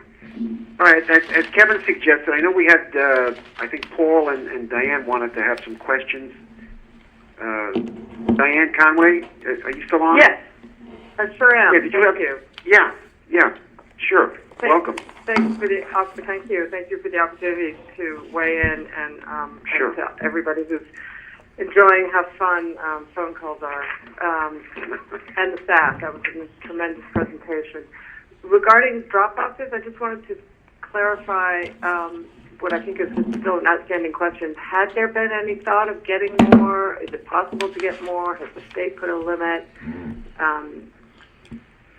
So Diane, this is Kevin Karpinski. I have during when Margaret was doing her presentation, I tried to get a hold of Nikki Charlson, who is the deputy director at the state board, to ask whether the state would approve the board having additional drop boxes. I asked her to email me if she got back to me this afternoon. I have not gotten an email response. I will follow up with her though tomorrow, and then I'm going to email the board, and if given direction, then if we need to submit a formal request, if that's what the board wants to do, then we can do that. But at present, the state has directed us how many drop boxes we can have. Okay, thank you. And I presume if the state does allow further drop boxes, those locations would be included in the insert that the state is going to send, even though the Rockville and the Board of Elections office. No, locations that will not be won't included. happen unless it's in a postcard mailing. The first mailing is being prepared as we speak. So, it's all being run, so it's not going to be, it would not be in the first 690,000. The 5 that are in there now are it. So Okay, it would thank be you. added to the website. Sorry? I said it would be added to the website if there are additional locations. Add to the Got it, text. thank you. In terms of your foreign language outreach, has there been any change in the budget since the last cycle? And also, has there been any change in the outlets that you've selected? I have pretty poor Spanish, but people I know who speak Spanish thought there might be better choices to be made. I don't know what they are, but I do remember this conversation from last cycle. So right now we're working with our stakeholders. We do have ads in development, not only in Spanish, but also simplified and traditional Chinese and Korean. We're also, like I mentioned earlier, working with PIO to get some pictograph and other banners to circulate via social medias and through our stakeholders. And so once those are vetted in English and Spanish, we'll have those in different languages. And also we have radio TV. As mentioned, we have a series of radio vetted in different languages, and also television. So we're going to work with our vendors. We're updating our PSAs because obviously with Hogan's proclamation, the date of the primary has changed, and so were the voter registration deadlines and the corresponding deadlines to the June 2nd election. So all of those are being updated, and they're going to be released in different languages. The board did select their advertising media plan in a previous meeting and went through, and I think there's a document on our website under board meetings as to all of the foreign language media outlets that we were entering contracts with, if you want to see that list. Okay, thank you. And has there been a change in the budget for foreign language outreach? No. Well, we had an increase from the previous year, but no, they're not. There's no increases being provided to any agency of county government right now. Good point. And then my last question, I guess, is a couple points of possible confusion in the terms verify versus activate for voter registration, and in the terms absentee versus vote by mail.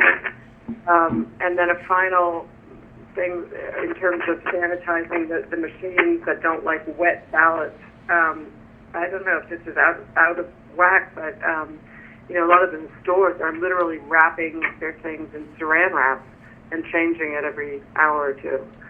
I have no idea if your machine needs to breathe, but my real question is the language about absentee versus vote by mail and verify versus activate, and how to help the public understand those distinctions. And thank you.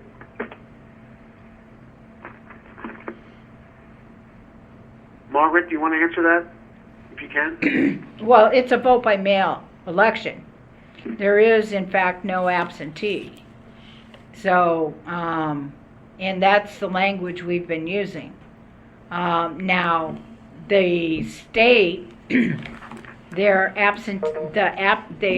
the absentee process is still labeled absentee, but on their website, but I don't have any control over that. I'm sure that the state is trying to update their website as quickly as they can, but I mean, with all due respect to the, you know, your need for that distinction, the state is in the process of preparing to hold a special congressional District 7 election on April 28th, as well as preparing for this June 2nd election. And they're trying to manage their messaging very carefully so things aren't confused. When I bring up the director's call, I will mention that there are places where the word absentee is used when it's vote by mail. But everybody is, you know, trying to change the vernacular for this election. Yeah.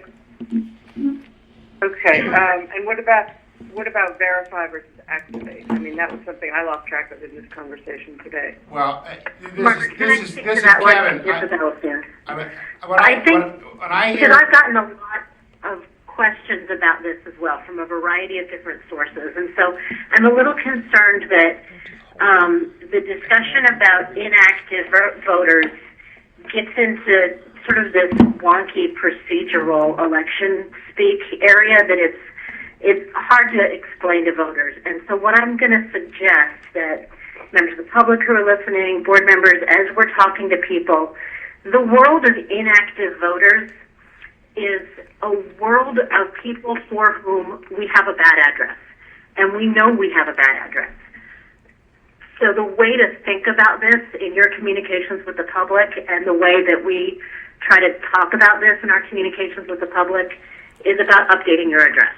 Is about making sure that if you have moved, making sure that if you are temporarily living somewhere other than your residence, that you verify using the state's voter lookup, using the tools that Hilberto has made available, texting check to 77788.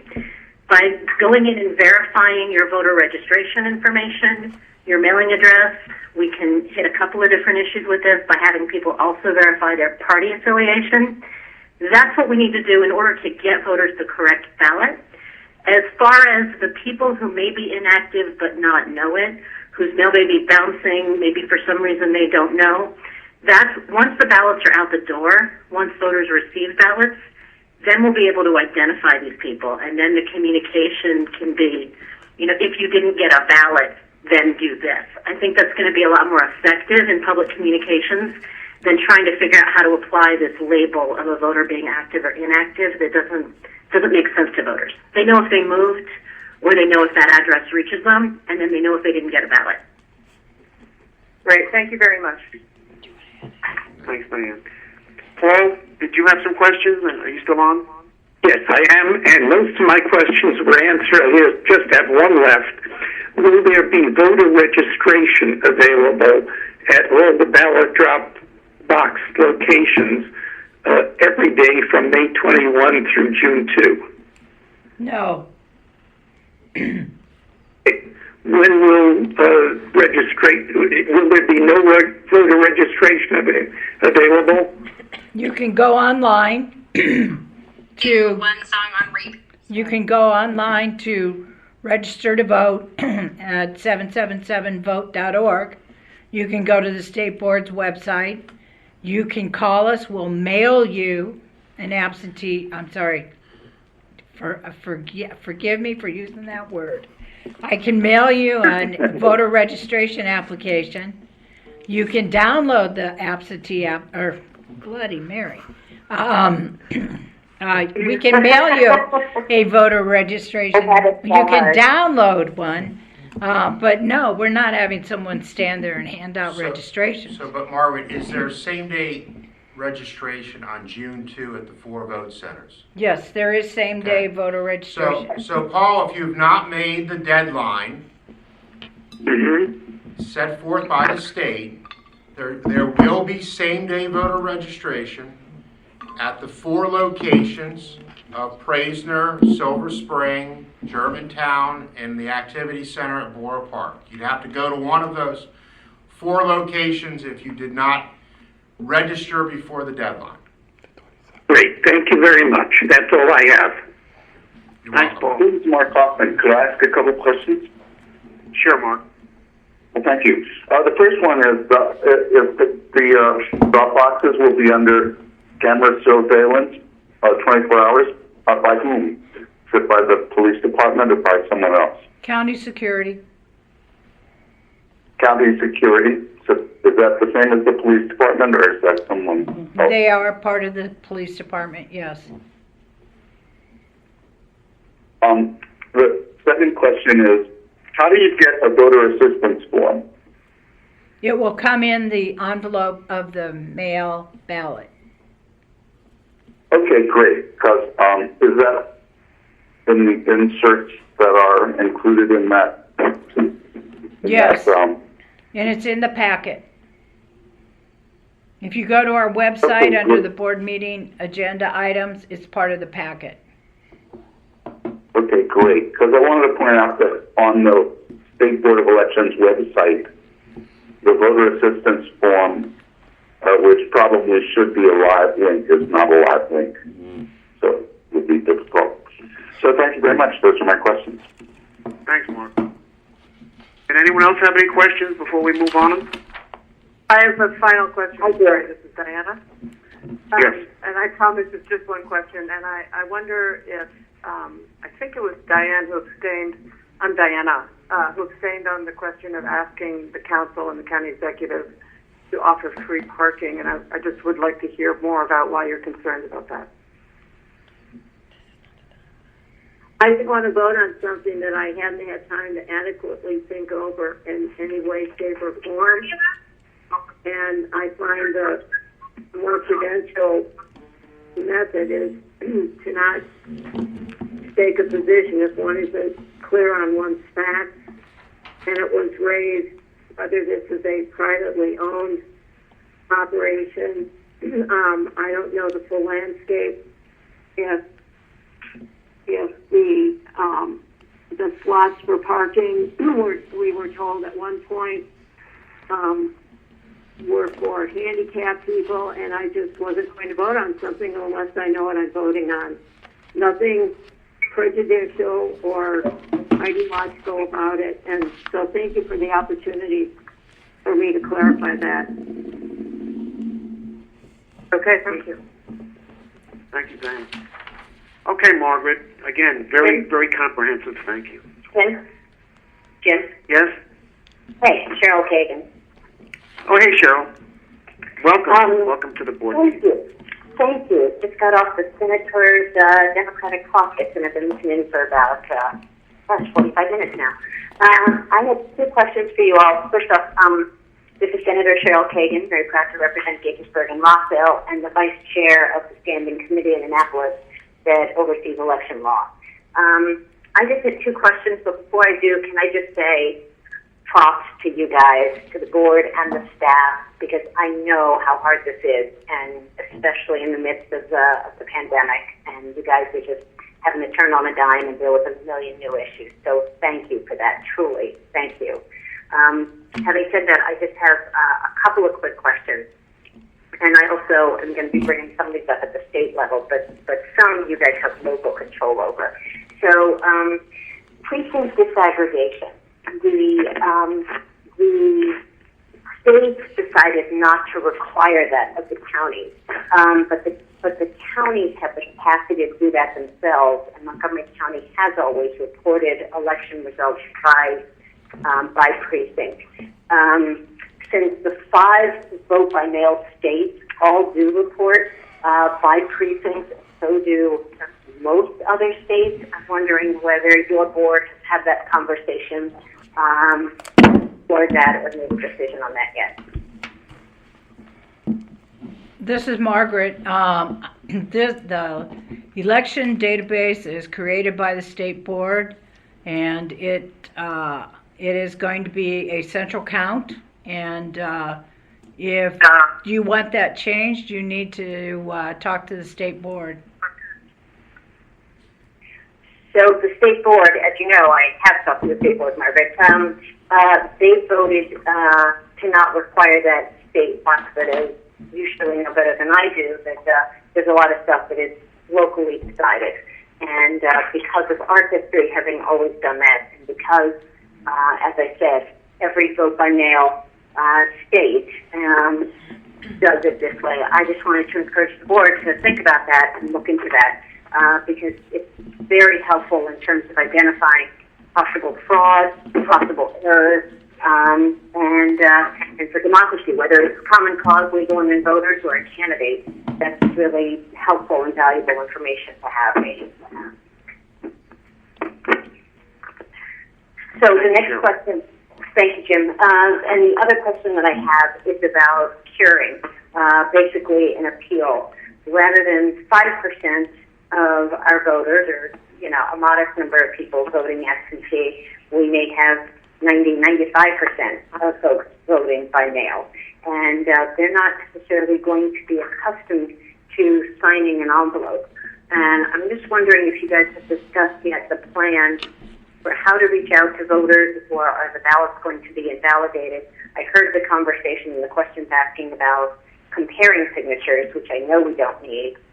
We don't do. Kevin, I heard your comments about that, and it doesn't have to match, it doesn't have to have the middle initial, but what if there's no signature at all? Has the county decided what the process on that is going to be?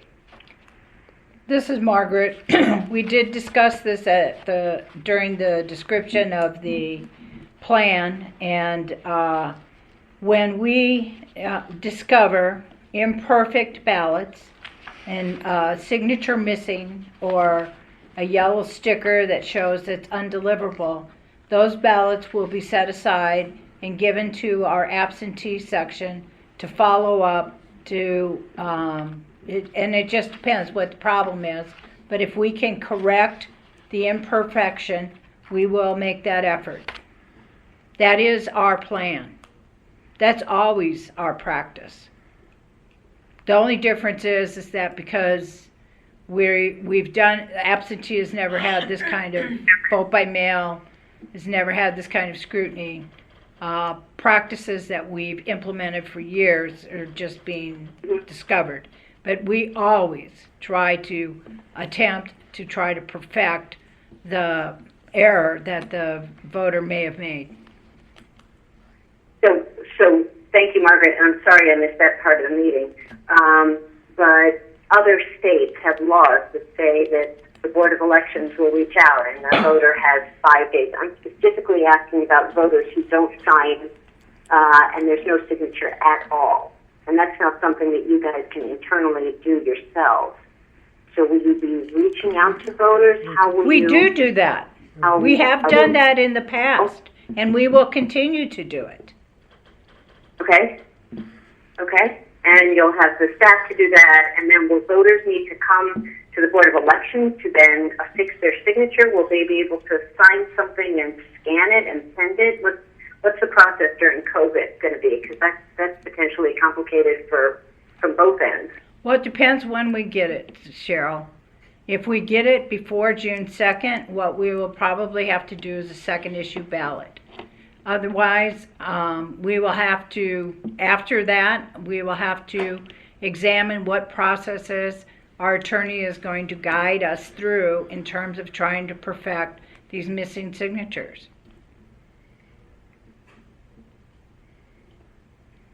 So I think the numbers and the staff time is going to be a real challenge on that. So, okay. Thank you for your question, for the answer. And Jim, thank you for the opportunity to ask them. No, thank you. Thank you for participating. Thanks. This is Diane. Can I just add one more question? And I want to thank the senator for revisiting the issue of the signatures. I don't want to be misunderstood on this. My concern is that we have never had such a widespread mailing of ballots to the general population, all the registered voters.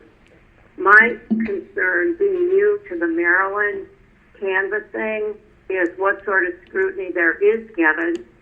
And I appreciate learning that the law says you may not verify signatures. I was simply trying to maintain the minimum scrutiny that is given, wondering if, Margaret, this is kind of what raised this question. You mentioned that there is an effort to perfect these ballots when they come in. Is that just to have a signature or any form of a signature vis-a-vis the registration? So, Diane, this is Kevin. So, let me take a step back and see whether I can sort of address the issue of what the process will be.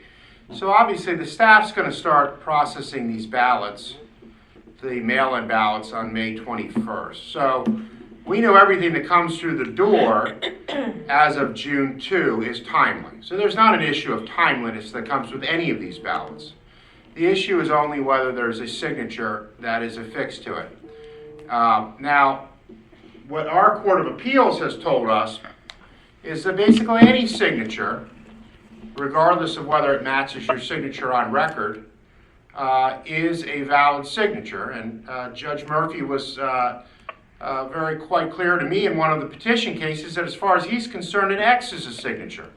So as long as there's some signature there, it will move on to what I'll call the next process in the processing stage. Now, if there is no signature there, then what will happen is that ballot will be returned to the absentee division, where the absentee division will attempt to contact the voter, as we've done in the past, and go ahead and have them correct their whatever the deficiency is.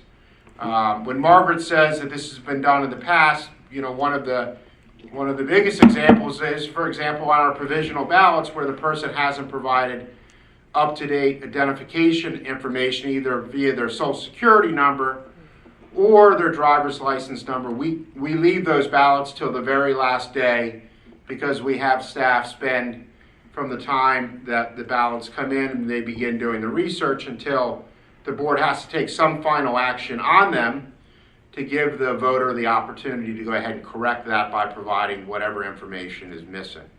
So to answer your question, if there's a signature, it will move on to be processed. If there is no signature, it will then be sent to absentee for the voter. If there's time to be sent another ballot, and we're still working through the mechanics, if there is no signature and there's not enough time, that's something we're still working through, how we would be able to ensure that that voter's ballot was counted. Okay, thank you. My concern, and I appreciate if it sounded like I was criticizing our county board for having a loose operation, it's not the county board I'm concerned with. I just think the standard that the legislature has established is a little bit alarming, because I can envision where somebody gets a hold of a ballot, somebody who is not the person whose name is on the ballot, they execute the ballot, sign the name that matches the addressee who was to have received the ballot, and any signature under penalty of perjury is worthless because if you are forging a signature and then you mail it in, there's no way to ever find the person who pretended they were the person that mailed it in. So, they're not really signing under penalty of perjury because there's no way to find who they are and ever hold them accountable. So thank you for letting me put that on the record. And I appreciate the clarification. Thanks, Kevin. Okay, thank you. While we're putting things on the record, could I comment on that, Jim? Yeah.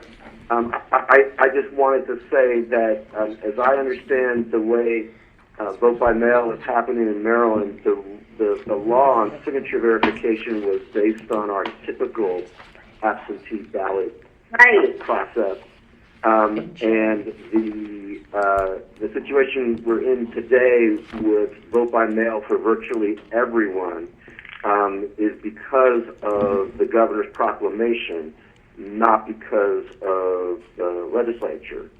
So I would suspect that if Maryland were to move to vote by mail by law, they would have to think about and look at what the other states have done in Utah and Colorado and Oregon and Washington, and I've forgotten who the other ones are. But they would have to, thank you, Hawaii. Anyway, they would have to look at whether signature verification should then be part of the process. I think we're in a very unique spot this election because we're doing vote by mail without having the statutes for vote by mail. This is obviously a very unusual process caused by the public health emergency. So I personally believe that it might make sense to have some form of signature verification, although obviously I know that there's a concern as to, none of us are necessarily signature experts, although I'd like to see how those other states do it. All right, thank you. David, we are on the same team, my friend. Mark this down. Thanks, Diane. Hi, Margaret. Do we want to go back to your status report, or do you think you've covered everything? I'm looking at the agenda. There was some other items you wanted to cover that non-election related. I really don't. I just want to remind you that you have an ethics financial filing due on April 30th, and Margaret, that was extended. You might want to just check the deadline on that. It was extended today, I think. Okay, I got the mailing earlier this month, so that's that. So everyone should go to marylandethics.com and find out when the extension is. That's it, Jim. I'm done unless you guys want to go into the approval of the minutes for March. Kevin, did you have a report I see on the agenda? Just briefly, but Margaret really hit the highlights. The state board has passed the relevant COMAR regulations, and really the highlights as it relates to the board are simply that the board needs to be present, a quorum needs to be present for the start of the canvass, the conclusion, and all the decision-making processes. The board members do not need to be at the vote by mail. The voting centers, either for the opening or the closing. So you don't need to be present for when those are opened, and you do not need to be present to monitor the canvassing process remotely. And the COMAR regulations have been modified to remove canvass teams to reflect canvass members, that there will be individuals that will be processing the ballots as opposed to a canvass team itself doing it. So that's been done. The swearing in, I'm going to send you an email in the next day or so after I hear back from Barbara Micklejohn and how we're going to get you sworn in before May 21st.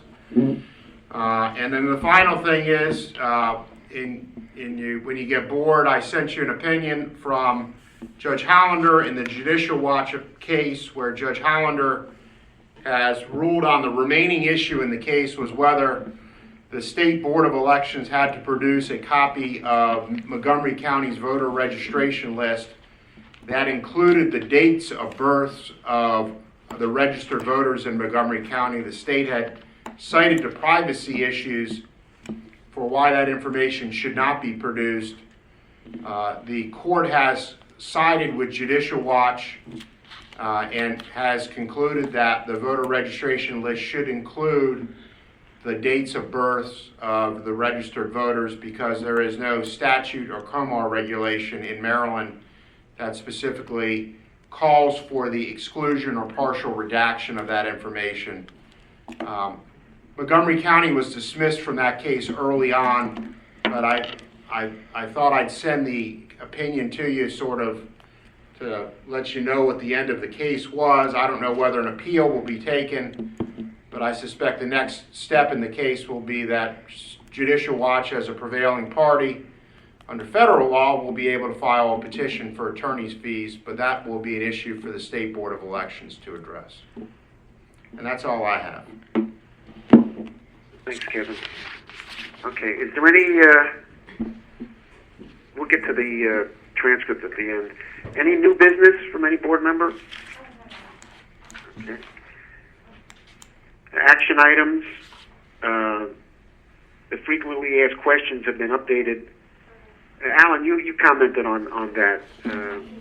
Alan, we did receive your comments, and we are working. Janet will get to them tomorrow or Wednesday to get those updated. Thank you. Thanks, Margaret. Okay, I think the last thing is we have last month's meeting was transcribed. My recollection is we took that action as a kind of an experiment to see how it looked. You know, Nahid and Diane separately had let me know that they were not happy with the product to bullet point their views. Yeah, I'm not crazy about it either. I mean, it's 100 something. What is it, 100 pages or something? I don't know how user friendly that's going to be to the public. You know, we already record our meeting, and we had minutes which highlighted where on the recording people could find discussion of a topic they were interested in. I think, you know, that discussion could be lengthy. But without any objection, I'd like to put the discussion of minutes/transcripts over till we get through this June 2nd election. I don't think, Lisa, do we have any minutes that are on the table, or are we calling with that? No, other than the transcript, that's it. Okay. This is David. I have a question. I have a question, Jim. All right, David, you go first, and then I will. Okay. My question, Jim. My question is, I mean, the board voted to have the transcript made. The board was given the transcript to make corrections to it, and corrections were submitted. Is there any reason? And the board voted not. You know, the board voted that the transcript was going to be the, you know, what we were going to do for that particular meeting. When you're talking about putting it off, I just want to make sure that you're still planning to post the transcript. Otherwise, it would be a tremendous waste of money on the part of the board to have transcribed the meeting and not actually make it available to people.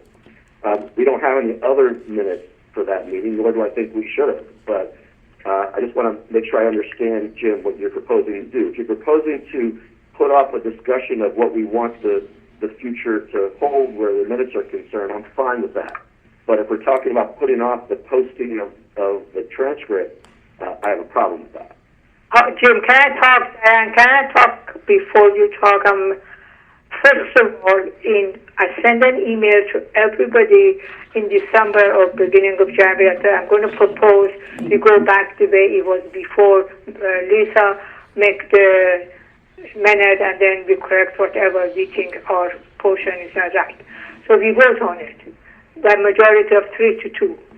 This transcript, the beginning of the century, I said it's no good. Waste of the money, waste of our time is no good. I was against it.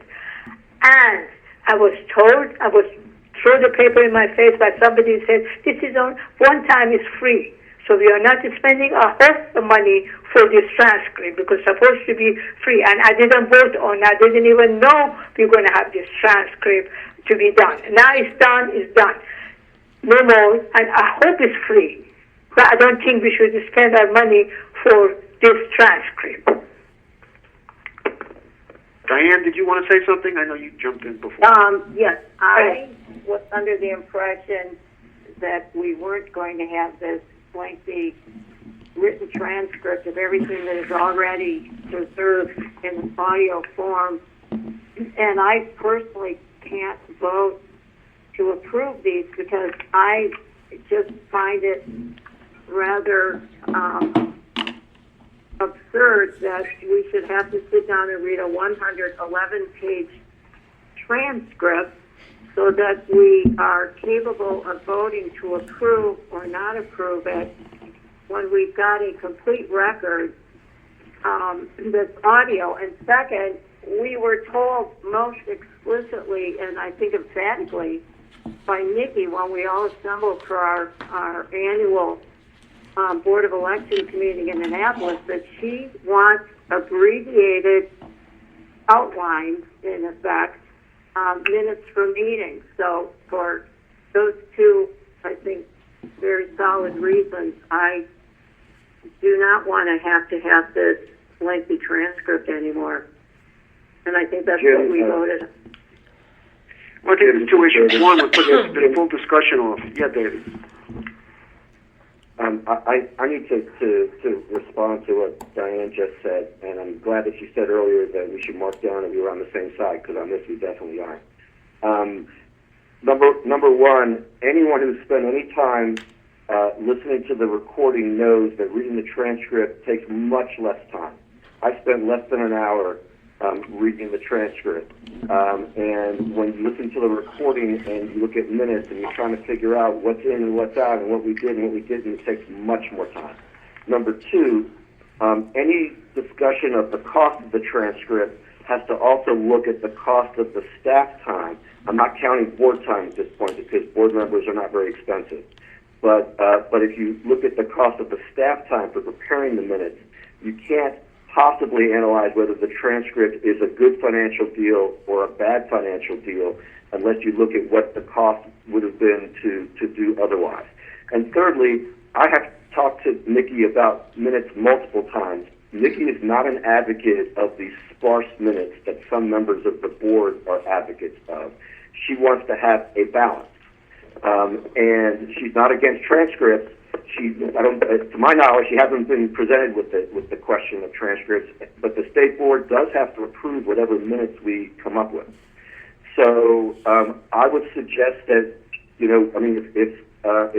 if you guys want to go back to the way it was, we can go back to the way it was. We will continue to make suggestions when we think that the minutes are not sufficient. It will require a lot more time of everybody than the transcript will. The time will never be in favor of doing minutes, and I suspect the money will not be in favor of doing minutes. But certainly, everyone's has their own opinion about that. At the moment, the question I think we have to address is: we had a meeting last month. The only thing we have is the transcript. Are we going to post the transcript with the corrections that have been submitted? Well, in the past, we've carried over minutes. We had a while there, we had like 3 or 4 months that we had passed over because of other business. With due respect, Jim, this is a different time frame. We are about to have an unprecedented election during an unprecedented public health emergency, and there's a lot of interest in what we do. This is not the typical time for us to just say, oh, well, the public doesn't actually need to have access to what we did, other than by spending hours listening to our recording. Today's meeting now hitting the 2.5-hour mark. I think it's a very different time period, not to mention you already have the transcript. What is it about the transcript that people object to putting it out in public? No one is saying it's inaccurate. A number of people have submitted corrections. Why would we not posted so that the public can see it. Otherwise, we're just sitting on it. If you need a motion, I'll make the motion. I move that we post the transcript. All right, my view is to put it off till next month. But any other discussion? No, I agree with putting it off. We obviously have got a very large disagreement. I think I made a motion. Jim, Pretty sure David I made a You motion. can finish just a second. I move that we post the transcript that we have with the corrections that have been submitted. I seconded it. I second it, please. Oh, okay, Elise. Any other discussion? All right, all those in favor of posting the transcript and not putting off till next month for full discussion, say aye. Aye. Roll call? I need a roll Those call, opposed, please. say- Jim, I need a roll call. Okay. All right. This is Jim. I vote no. Naheed? That was what? David? No. David votes yes. Naheed, can you repeat that? No. David? Yes. Diane? No. Elise? Yes. Okay, 3-2. We're going to put this discussion in terms of the transcript and the whole minutes issue on for next month. Lisa, So- add that to the agenda next month. So Okay. I have a Mr. I have a President, does that mean you're laying the minutes over then for next month? Yes, it's on the May. Yes. Okay, and how does the board wish us to proceed with this meeting? The way I motioned it, and it was voted by 3-2, old system. Lisa would prepare, and we approve it. That's it. The only changes we make is if your code's wrong, then we can correct that one. That's the way it should be done. We shouldn't do any more discussion. It has been done for years and years and years and years. Nobody had any problem. I don't understand this minute business, editing, going to God knows what, listen to that. I don't understand it. We have done it for many years. Nobody complains. The full discussion we've put off, but is your motion to have this meeting recorded through minutes as opposed to a transcript? Yes, the way it was before.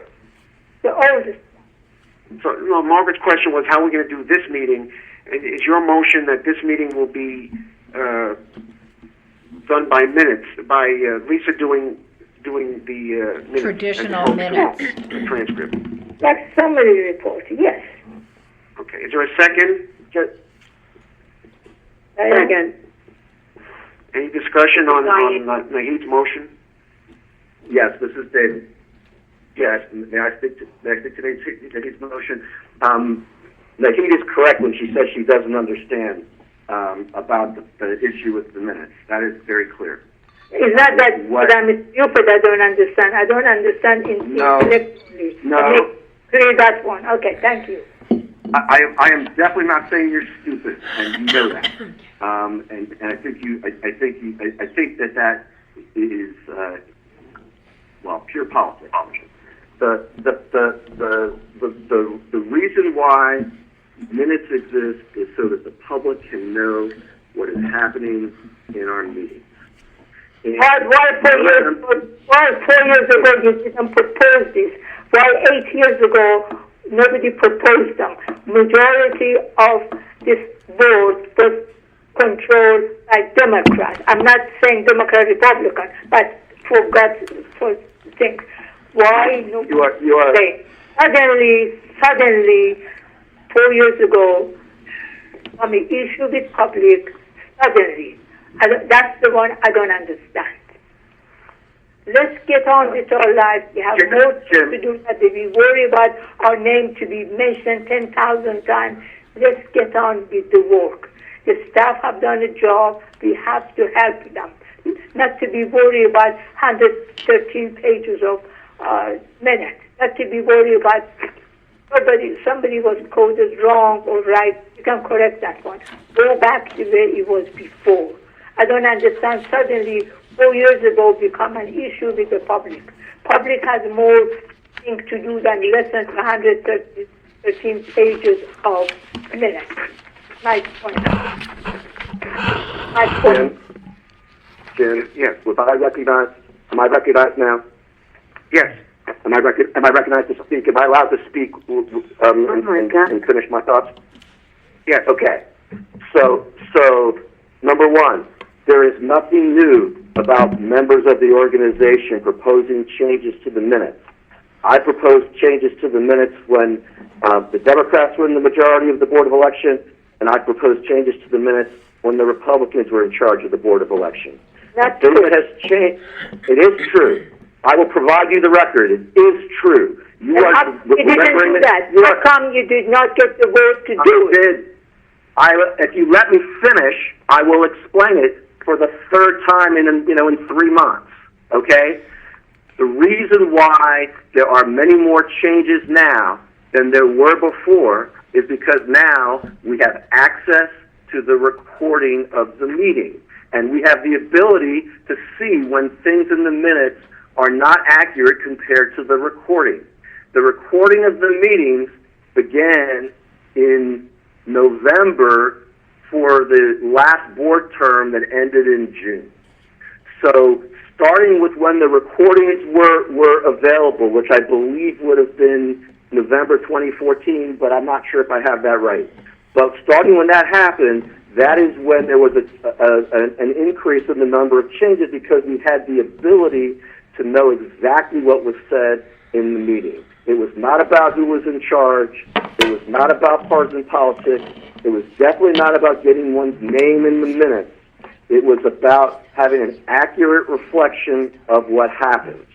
There is no right of any board member to tell another board member that they can't discuss something. So you can express your wish that we not discuss the minutes, but if we find things that are either inaccurate or incomplete and we want to propose anything to it, well, not just we, anybody, any member of the board, if anyone wants to propose that something is inaccurate or incomplete and they want to fix it, then that is what every public body that has minutes does. There is no public body that does not have the opportunity to correct or add to the minutes. So if you want to go back to doing minutes the way we have, so be it. I don't know that a motion is required, but so be it. If you want to have another vote on it, we can have another vote on it.